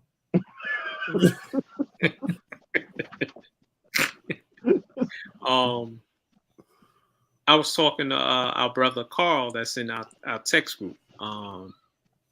Carl was like, in spite of Luke Walton being Luke Walton, the front office is just horrific. Yes. And I said, you know what? You're right. I don't want to, because we weren't trying to defend Luke Walton because he is a bad coach. He is a bad coach. Remember when he was the golden boy for a minute? Yeah. He didn't capitalize on what went on in Golden State, which means he wasn't paying attention while he was within that organization. Right. Because he's doing nothing in LA. He did nothing in here in Sacramento. He hasn't done anything that they were doing in Golden State. Usually somebody leaves and they take the jewels with them. Right. Because you at least want to give the impression that you were part of the winning culture. Right. You know, he like lucked into a situation with, when Kerr stepped down for a minute and you're right, did not capitalize. He check-a-bogged himself. Yeah, and you went to a franchise where if you were just decent as a coach, right, competent, bruh, you could write your own ticket. You could write your own ticket to any franchise you wanted, right? And you have gone to Sacramento and actually become worse. Yeah. No one pays attention to Sacramento. That's you could have gone there, helped those guys get better. You played in the league. You know what it takes. You managed to stick in the league for double-digit years, and let's be honest, he wasn't that good a player. No, the best thing about him was his last name. Yeah, I mean, he maximized what little talent he had, and now you the coach, and oh my man, listen. But yeah, the front office is not helping, but it's a collective effort to screw that up. It's a collective effort. Yeah, well, you know how bad the situation is because they're not even stressing him. I know. It's not like he's in a hot seat. Right. No. I remember I read a report, David, and it said it basically said we are highly enthused with Walton as our coach. I'm like, highly enthused. They're just glad to have somebody there. There's on the paper, when they do the media guide, it says coach, and they need a name to put there. What I find crazy is that Shaq continues to let his name be associated with that franchise. He's a part owner of that franchise, right? No, I didn't know that. Yeah, he's part owner, and he continues to. Listen, at this point, if I'm Shaq, with the clout and the gravitas that he has, I'm like, listen, Right, I'm taking over basketball. Go ahead, man. No, go ahead. Finish that. Well, I'm taking over basketball operations. And we doing this right. We getting player development. We gonna put some money in player development. I don't understand unless he just wants to be associated saying he's a part of a team, which could be possible. Well, it's the same way he wants to be associated with the General car insurance. I mean, it's just a name, put his name to it, and get that check. Right. I don't know how. I gotta find out how big a percentage he has. If it's a small percentage, then he doesn't really have a big say. But Chandler, I am Shaq, so right, exactly. Right. Yeah. Well, I mean, his percentage is probably as small as his free throw percentage. So. but even with that, David, because it's Shaq. Right. Because it's true. If he were to make noise about, listen, we could be better if they would let me do X, Y, they would have to. You're absolutely right. That's another failure to capitalize because I didn't even know that Shaq had anything to do with that. Yep. Yeah. This is the first I'm hearing of it. So obviously he's not using the Shaq clout. Right. And doesn't Grant Hill have a piece of the Atlanta Hawks? Yeah, now that I knew. And I've seen Grant. I've been to Atlanta Hawks games. I've seen Grant right there. I couldn't be associated with the Sacramento Kings. Man. They've been talking. I know there was talks about moving that franchise. But Kevin Johnson, who is he's a POS. He is. Yeah. He has kept them there. Is Kevin Johnson still in politics? Is he still? I don't know. I haven't heard anything from him. I'm not sure. A long time. But he's a creep. He's a POS. Yeah, definitely. I hated him as a player, and I hate him even more afterwards. Really? Why did you hate him as a player, Dave? I just felt that there was something about him that he was one of those guys that remind me of the guys that come out of Duke. That they got that I'm this type of tough guy, but I think it's full of crap I don't know. I Right. just didn't like. There was something about him that was disingenuous, even as a player to me, and it just rubbed me the wrong way. So I wasn't surprised when he went into politics because True. it seemed like he was already on that road. But he was always a politician. he was always As a a player, he was politician. always a Yeah, politician. always, I felt that so I just didn't like KJ, but the Sacramento. I mean, what else can you say that hasn't been said about Right. And no knock, Sacramento may be a lovely place. I've never been there. I don't mean to. I've heard knock. it's a nice. I heard it's a nice town. Yeah, I don't mean to disparage. It's a cow town, man. Sacramento's a cow town. I'll disparage it. It's a cow town. Yeah, it's the capital of the Golden State. Toronto Raptors. They picked up Goran Dragic in the sign and trade deal for Lowry. Yeah. They re-signed Gary Trent Jr. and Sam Dekker is returning. They drafted Scotty Barnes with the 4th pick from Florida State. Toronto is trending downward to me. Yeah, they are. And I think Ujiri knows that. I think basically what he's trying to do is just stay. He's trying to reset instead of rebuild. Right. I don't think he wants to do a total tear down. So he's doing it kind of like you remodel your house. You do this room first, then you do the next room. That looks like what he's doing. I think he realized, and I thought Siakam would be better than he is. I think he's a good player, but he hasn't progressed anymore. And he was supposed to become a star. Right. And he hasn't. And I think Ujiri realizes, fuck, I can't build around this guy. And I got to move him. So I know he was trying to move him last year. But now you stuck with him and Fred VanVleet. Anube is a keeper. I don't know if Anube is a superstar or a star or somebody you build around, but he is a keeper on your team. Yeah. See, they're in a tough spot. But yeah, I think Ujiri's just trying to piece this together while he tries to make a move with Siakam and maybe even VanVleet at some point to kind of reset that franchise. But see, they built up enough goodwill and built up enough of a fan base where as long as they're still relevant, that'll give him and the head coach time. Because now he's the team president now. He's in charge of everything now. Yeah. They just gave him a new deal. So Goran Dragic for Lowry is two solid players. Lowry's a better player. I think he's a little better player than Dragic, but they both 35, 36 years old. Right. And Dragic, though, is a solid player. He can come in and run the point for them because VanVleet, I know him and his father keep saying, but Fred could play the point. Fred is a point guard. Fred's not a point guard at this point. Not anymore. No. Because he's played off the ball so much with Kyle Lowry. He is what he is. He's a high volume shooter. Very efficient. But he's small.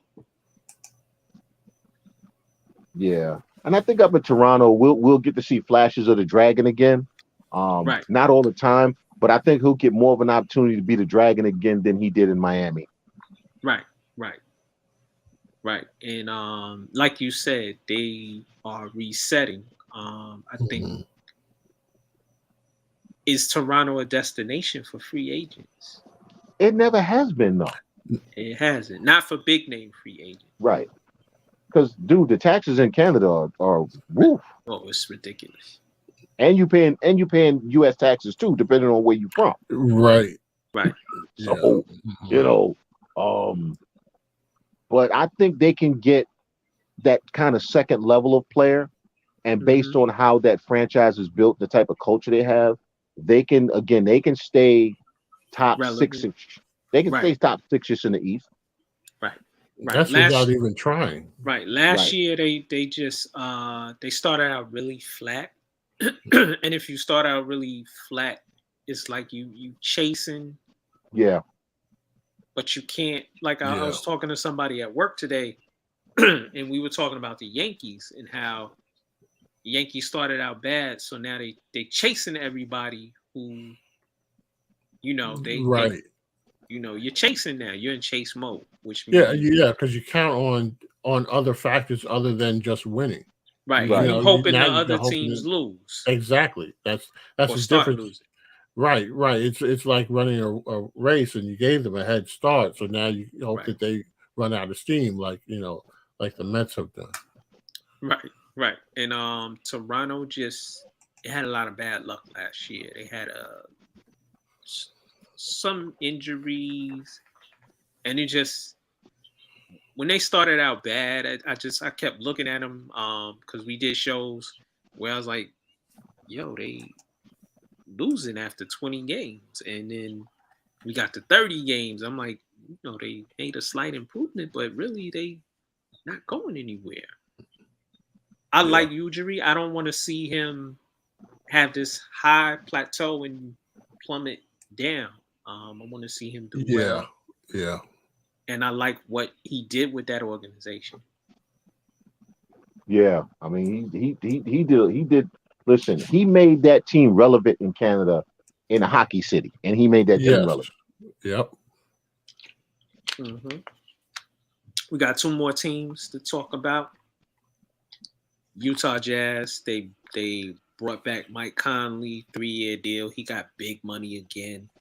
Why? Um, hey, it's Mike Conley. Rudy Gay signed a 2-year deal. I believe Hassan Whiteside is in the house, Oh God. and they drafted Jared. They got Jared Butler in the deal with the Pelicans. He went to Baylor. I know earlier in the show we said that Utah is a top team in the West, which they still are. Ah. Um, Mike Conley is getting up there in age. Yeah, and he can't stay healthy. Right. Rudy Gay is A like 1,000 years old. 1,000 years old. I love Rudy Gay. Rudy Gay is Yeah. one of my favorites. It's just that he's probably my age. He's like 50 years old. Didn't Rudy play in the '80s with Spencer Haywood and them? I think so. He I did. think so. Yep. And Hassan Whiteside has become a role player now. He's become a well-traveled player, Yeah, he's become a waste of talent. a journeyman. Unbelievable. Hall of Fame talent, and he's a journeyman. Mm. Unbelievable. Yeah. Mhm. Unbelievable. I Well, think it's Utah. Huh? It's Utah. Who cares? right. I don't. But I I'm forgot sorry. about the Mike. Do we have independent fans in Utah? I'm sorry. No, Maybe. probably not. Maybe one. Maybe one. Oh, Dom. Do I see Dom? Oh, I thought I saw Dom. Okay. He's on my page right now. Okay. Mm. Yeah, I go ahead, forgot Jim. about the Mike Conley signing. I forgot about that. You know what? I got a back off saying I think Utah's winning the West again. I forgot about the Mike Conley thing. Mike Conley can't stay healthy, and you gave him big money again. If you had Mike Conley in the playoffs, you probably would have gone further. I just I can't trust a team that wants to trust a guy who we know is going to get injured. I can't trust him. Right. Yeah. No. It's Utah. It's Utah. I like a lot of their players, but they play for Utah, so Yeah, exactly. willingly at that. They keep re-signing. hey, money is good. Okay, you can get that same money somewhere else. Yeah. Right. Washington Wizards made the deal with the Lakers. Picked up a boatload of players from LA. They also signed Spencer Dinwiddie. I think they'll be better than you expect, Chandler. No, here's the thing, bro. I want them to do well because I want Wes Unseld Jr. to be very successful as a coach. Right.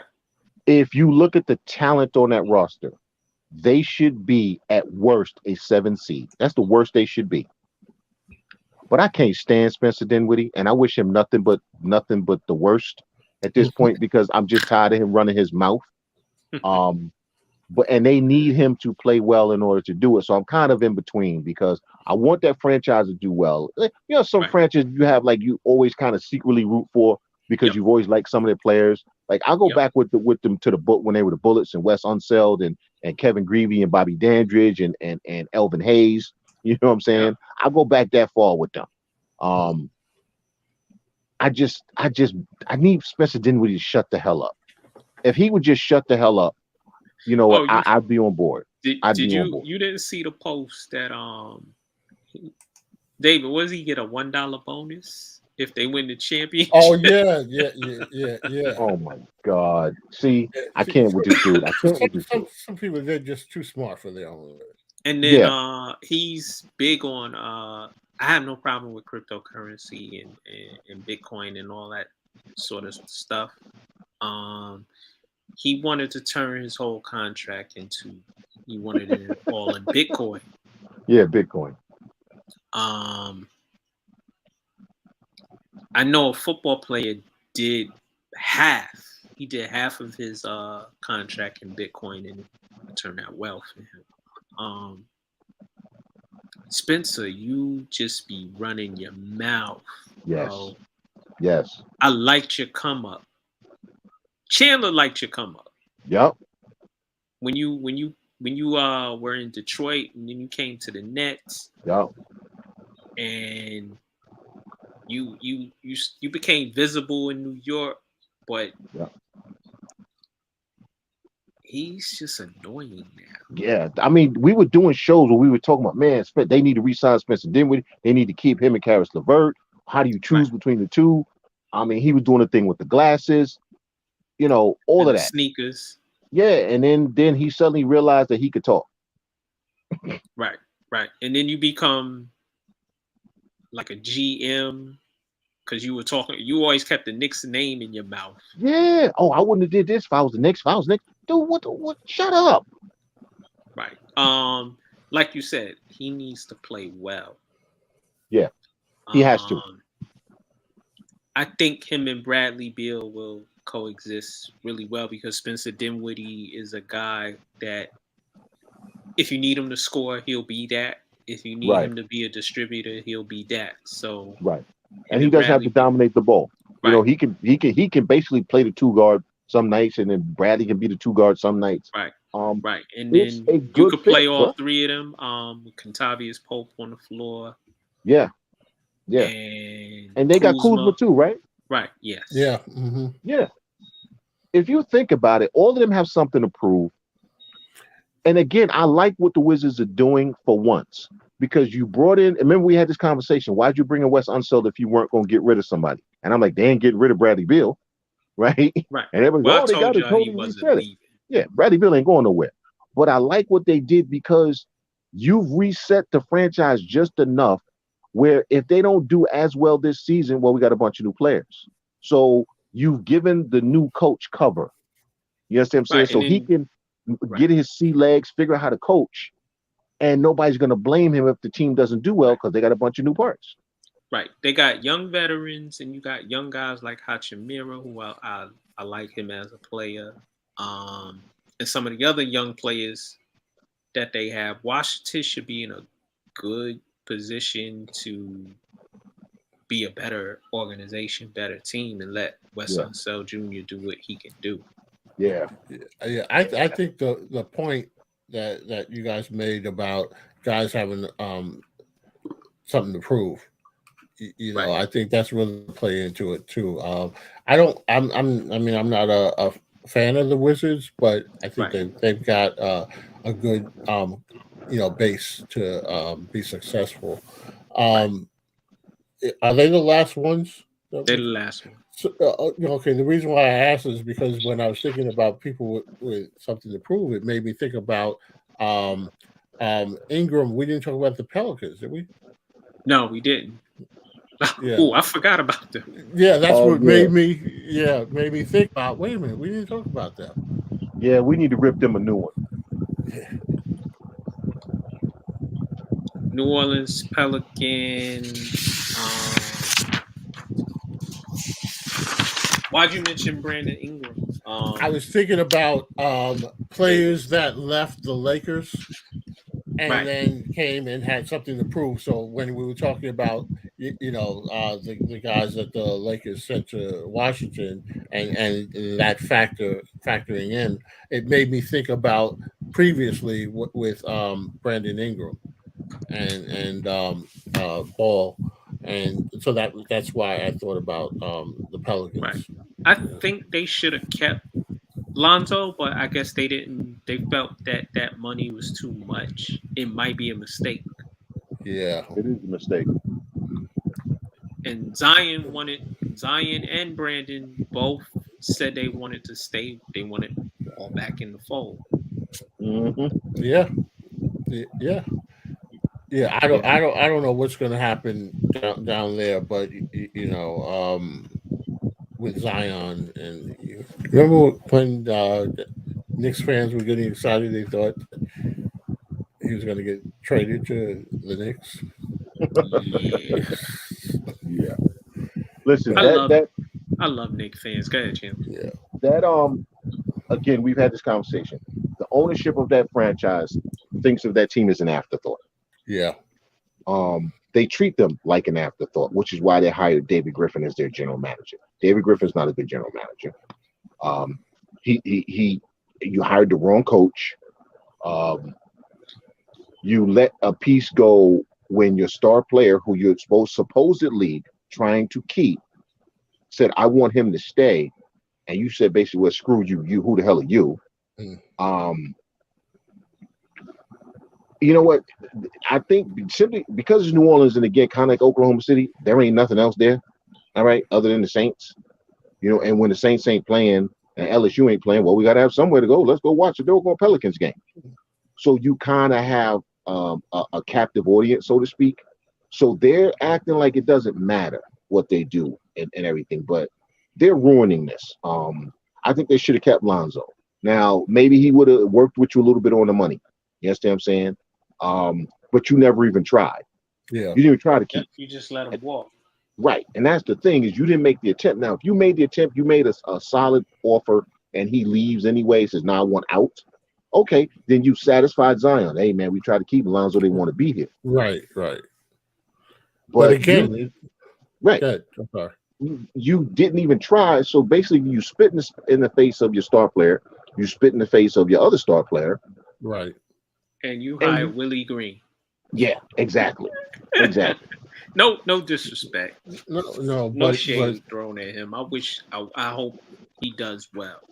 But yeah, to your point though about like when we were talking about OKC again, who's going to hold them accountable for it? That's the difference between a market like New York and LA and some of the other places. You make those moves. People are keeping a tab. I think that that's what happens with a market like here. As soon as you're hired, they're keeping a tab. Okay, he did this. He did that, and then they'll call you out on it. When you fail, and they point to all the things. Whereas in a place like that, maybe they're not. They don't hold them as accountable, and so that's why they're allowed to, do these things that mismanage, and nobody's really crying over it. We're looking at it from the outside and saying, that's a poor job, but Right. I got a question for y'all. It's basketball related, but it also ties into other sports. I see what's going on with the Giants, the football team, our New York Giants. Joe Judge is sort of wilding out to me because I hear that this must be the fifth player that's retired from the Giants. When you deal with a team, do you think a guy should be a yeller, screamer, totalitarian type, or should there be less of that? I think it depends on the franchise, the type of players that you bring in. and whether you've been winning or losing. Right. If you Yeah. are trying to establish a foundation of accountability and culture, and you Right. have a bunch of people who are used to losing and who haven't been held accountable, you want to then like what I learned in the military. It's easier to start off being an a-hole and then become Yes. a cool guy than it Right. is to start off being a cool guy and try to become an a-hole. So you Right. you have to draw the line in the sand. I won't tolerate this. Okay. And if I got to get rid of all of you will go. Right. But Or Chandler, like somebody who is ascends to the position and they were cool when they didn't have all the power, and now they have Right. all the power and they buck wow. right now, see, then nobody's gonna listen to you because oh, see, you a fraud the whole time, or you don't got the big head. Either way, you ain't getting no respect. Okay, Right. you have to be true to who you are. Um, I believe this is who Joe Judge was all the time, Mm-hmm. which was why when they hired him, I had a problem with it because I said this dude thinks he's Belichick, Right. and this is coming out of him now. This is who he's been the whole time, Right. but And people are actually just now starting to see it. he's starting to remind me of Mangini. Exactly. Mangini thought Mhm. he was gonna be Belichick, and he took it to the next level. Everyone's like, dude, what have you actually done in this league? So, Right. Yeah. but I think that Joe Judge, I think that his act wears thin after this season. I think if he doesn't change after this Oh yeah. season, he won't be the coach there anymore. Right. Because Yeah. I read a report that he's yelling, he's cursing at players. He made the staff run laps with the players that you know made mistakes. I'm like, yo, I'm a coach. I'm not running Yeah. shit. See, now Somebody been hold watching. on. I don't have a problem with that, and here's why. And I'm gonna, I'm, I I'm gonna tell agree you, with you though, Chandler. I'm Go gonna tell ahead. I you know why. what you're gonna say. No, actually, I don't think you do. Um, my thing, I was quality inspector a long time in Right. aerospace. Mhm. One of my rules when I went to a company was this. I went to do an inspection, audit, whatever it was. I'll give you two. That means I'm gonna give you two repeated mistakes. Right. The first one, we just gonna fix it. The second one, I'm gonna document it. I ain't gonna bang you on it. Okay. If I come back a third time and I've already told you twice, now I'm slaying you. So Right. now, Right. if you have players who are constantly making the same mistake, and I've come to you and you're the position coach, I said, listen, you got to clean this up, Right. right? You don't I clean it agree up the with you. first time. You don't clean it up the second time. Guess what? Now I'm gonna treat you just like the players because apparently you ain't learned the lesson either. How are you gonna hold them accountable when you ain't holding yourself accountable? So now I'm gonna hold all of y'all accountable. Go run a lap. So, There you go. so this is the thing, and to Chandler's actually 2 points with that. Chandler, you mentioned about the military aspect of it, and I'll say the same thing is true in education. I've worked in schools for many years, and I've seen one of the mistakes that some new teachers have is they come into the school and they want to be cool with the kids first, Right. and the discipline isn't established, so the kids Mm, don't know where the line is, right. and it's very blurred. And Yep. one thing that students, and I believe anybody in a team type of environment, they are looking for structure, Right. and they're looking to see, in some cases, how this person leads. In other cases, they want to see how far they can push something too. Yep. So, Yep. you got some teachers that they want to show the students that I'm just like you, and I understand you, and I feel your pain, and the kids walk all over them, and Of then course. by week 2, week 3, when there's no discipline going on, then they want to all of a sudden start yelling and being this authoritative person, and the kids are looking at them like, we don't believe you. Right. And so to that, that's one thing, and the other factor, as you were saying, with the quality control, and the same thing happens. There are a lot of teachers who are very hard on students about things that they don't do well themselves. And Mhm. so, for example, I know teachers that will lock the door when the kid comes late, or they won't accept an assignment because it passed the deadline, but then they're coming late every day, and they're also not turning in their things that they have to turn in on time, Right. and so they hold the kid to a different standard than they live up to, and I tell you, kids are very perceptive, Oh and yeah. and so they'll see all of that, and they'll read through all that BS, and the same thing with, if you're a player and you've got a coach or assistant coach that isn't really living up to a certain standard that they're putting out, they're gonna they're gonna rebel against that.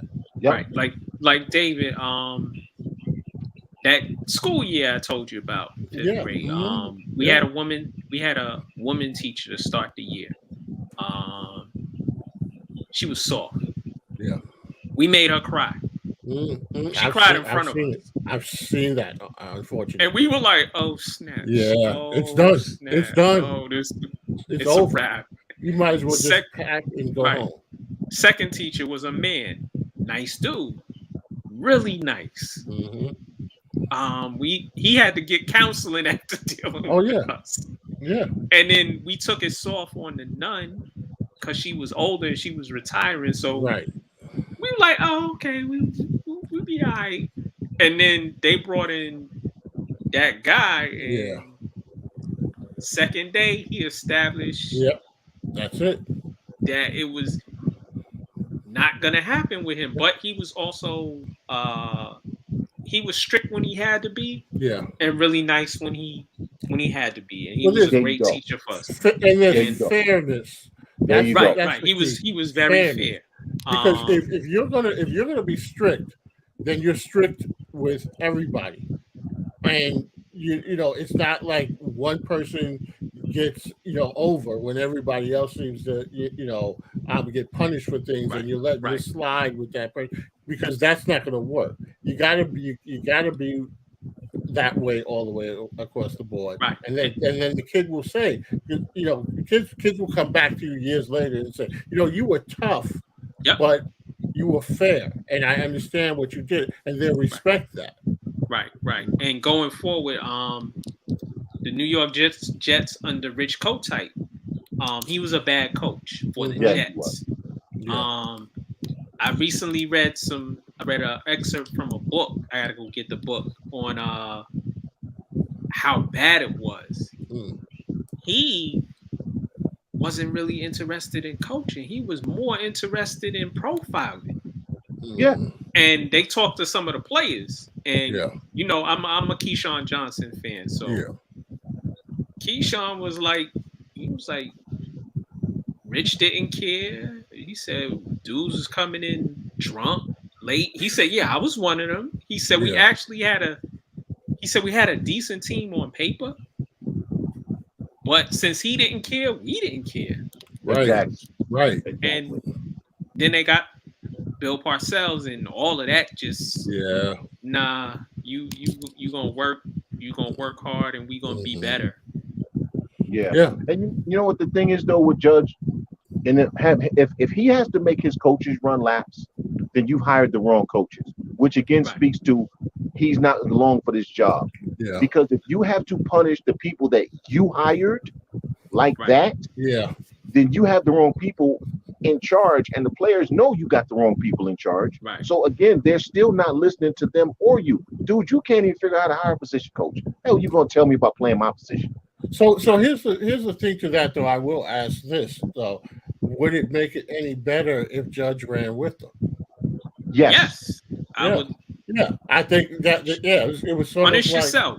right, Yes. and say because then if I'm the coach, I mean if I'm the assistant coach and you're punishing me because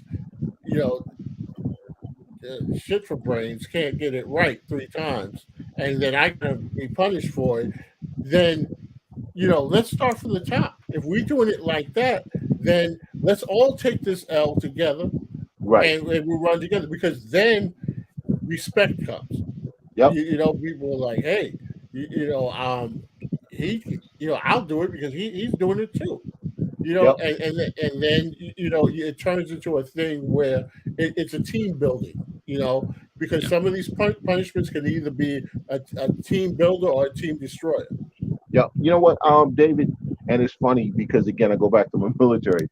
I had a chief E7 that I worked for. I was running Yeah. the supervisor, shop supervisor, and he actually sat me down one day. He said, Chandler, he said, I'm gonna come in there and I'm gonna yell at you in front of your people Hmm. sometimes. I'm like, why? He said, even if you ain't done nothing wrong. I'm like, why? He said, because you need them to be with you against me. So that's And strategic. I had to think, like, and it didn't, and then he explained to me. He said, listen, he said, there's times you're going to have to call out one of your people in front of them. Yeah. Okay, they need to know that you will jump on all of them at any point in time, but you also need them to know that you could be held accountable too, Right. which is why you hold them accountable. Right. And I was like, oh, so like, and he would give me a heads up. Hey, I'm on the way down there. You're gonna Yeah. get one today. Okay, Yeah. you know what I'm Yeah. saying? And you got to play like, oh man, Right. and he telling me after he Right. leaves all this. But and they were like, oh man, I can't believe he jumped you. Like, that's no big deal. Don't worry about it. I'll handle Yeah. it. We'll get Yeah. through it. And that's the thing with Judge is the accountability. Like y'all keep saying, has to come from top down. If Judge Yeah. isn't holding himself accountable when everybody else is wrong, come on, man. Right. Yeah. Well, that's the thing. Again, you do the examples from the military. I do it from the educational system. I mean, I've come across teachers who they're almost every kid in their class is failing, Mm. but but teachers are rated. Principal does observations throughout the year, and they get a rating. Now, the union protects a lot of that, so they don't like unsatisfactory ratings. And Right. they negotiate things around that. But that teacher will leave for the summer and say, "Well, I did my job. I was a great teacher," but your kids fail. So Right. Right. how is that? You know, separate. How do you separate yourself from that? You didn't do the job. And Mm. I use the example of if I have a driving school and I had instructors going out there and all the people are failing, well, I'm going to look at that instructor and be like, well, what's going on here? So but we don't do that a lot of times in certain cases. So Right. again, it's the accountability thing. Yep. Yeah. And with Yep. And with that, I'm tired. Y'all done talked me out. And look at that, I stayed up. I Yeah. know. I was shocked. I looked at I said, David left. He might not be coming back. Oh, he came back. Somebody Nah. kicked out my Wi-Fi. Um, yo, we had a good time tonight. I know it's a long show. I hope y'all can pick it up through spots. This is In the Paint. It's the realest show in sports. I'm Max 611, aka Mark Cunningham, aka Max 611. However you want to call me, just call me Mac. That other guy, I'm not gonna flame him tonight because that's my brother. Uncle Cletus. R couldn't Uncle be with us Cletus. tonight. R, R, R couldn't be with us tonight. But I want to thank everybody who's on my page. I see it was a lot of y'all on there tonight. Thank you. Share the show, support us. Follow me on Twitter at I'm waiting for I don't even know my Twitter handle anymore. I'm so tired. At Oh, the Real Max 611. thank you. At the Real Max 611. Follow me on Twitter. Follow us at In the Paint Media. Follow at Real R Jones. That's the other guy. He's more angrier than me. I'm nice. He's also known as Uncle Cletus and Tay Diggs' broke uncle. Oh, And I want to thank David for actually staying up with us. Chandler, as always, thank you, brother. Dom, thank you. Reg, appreciate you. I see you in the chat room, Ronan. Thank you, brother, and everybody else. Y'all have a good night. Peace. peace.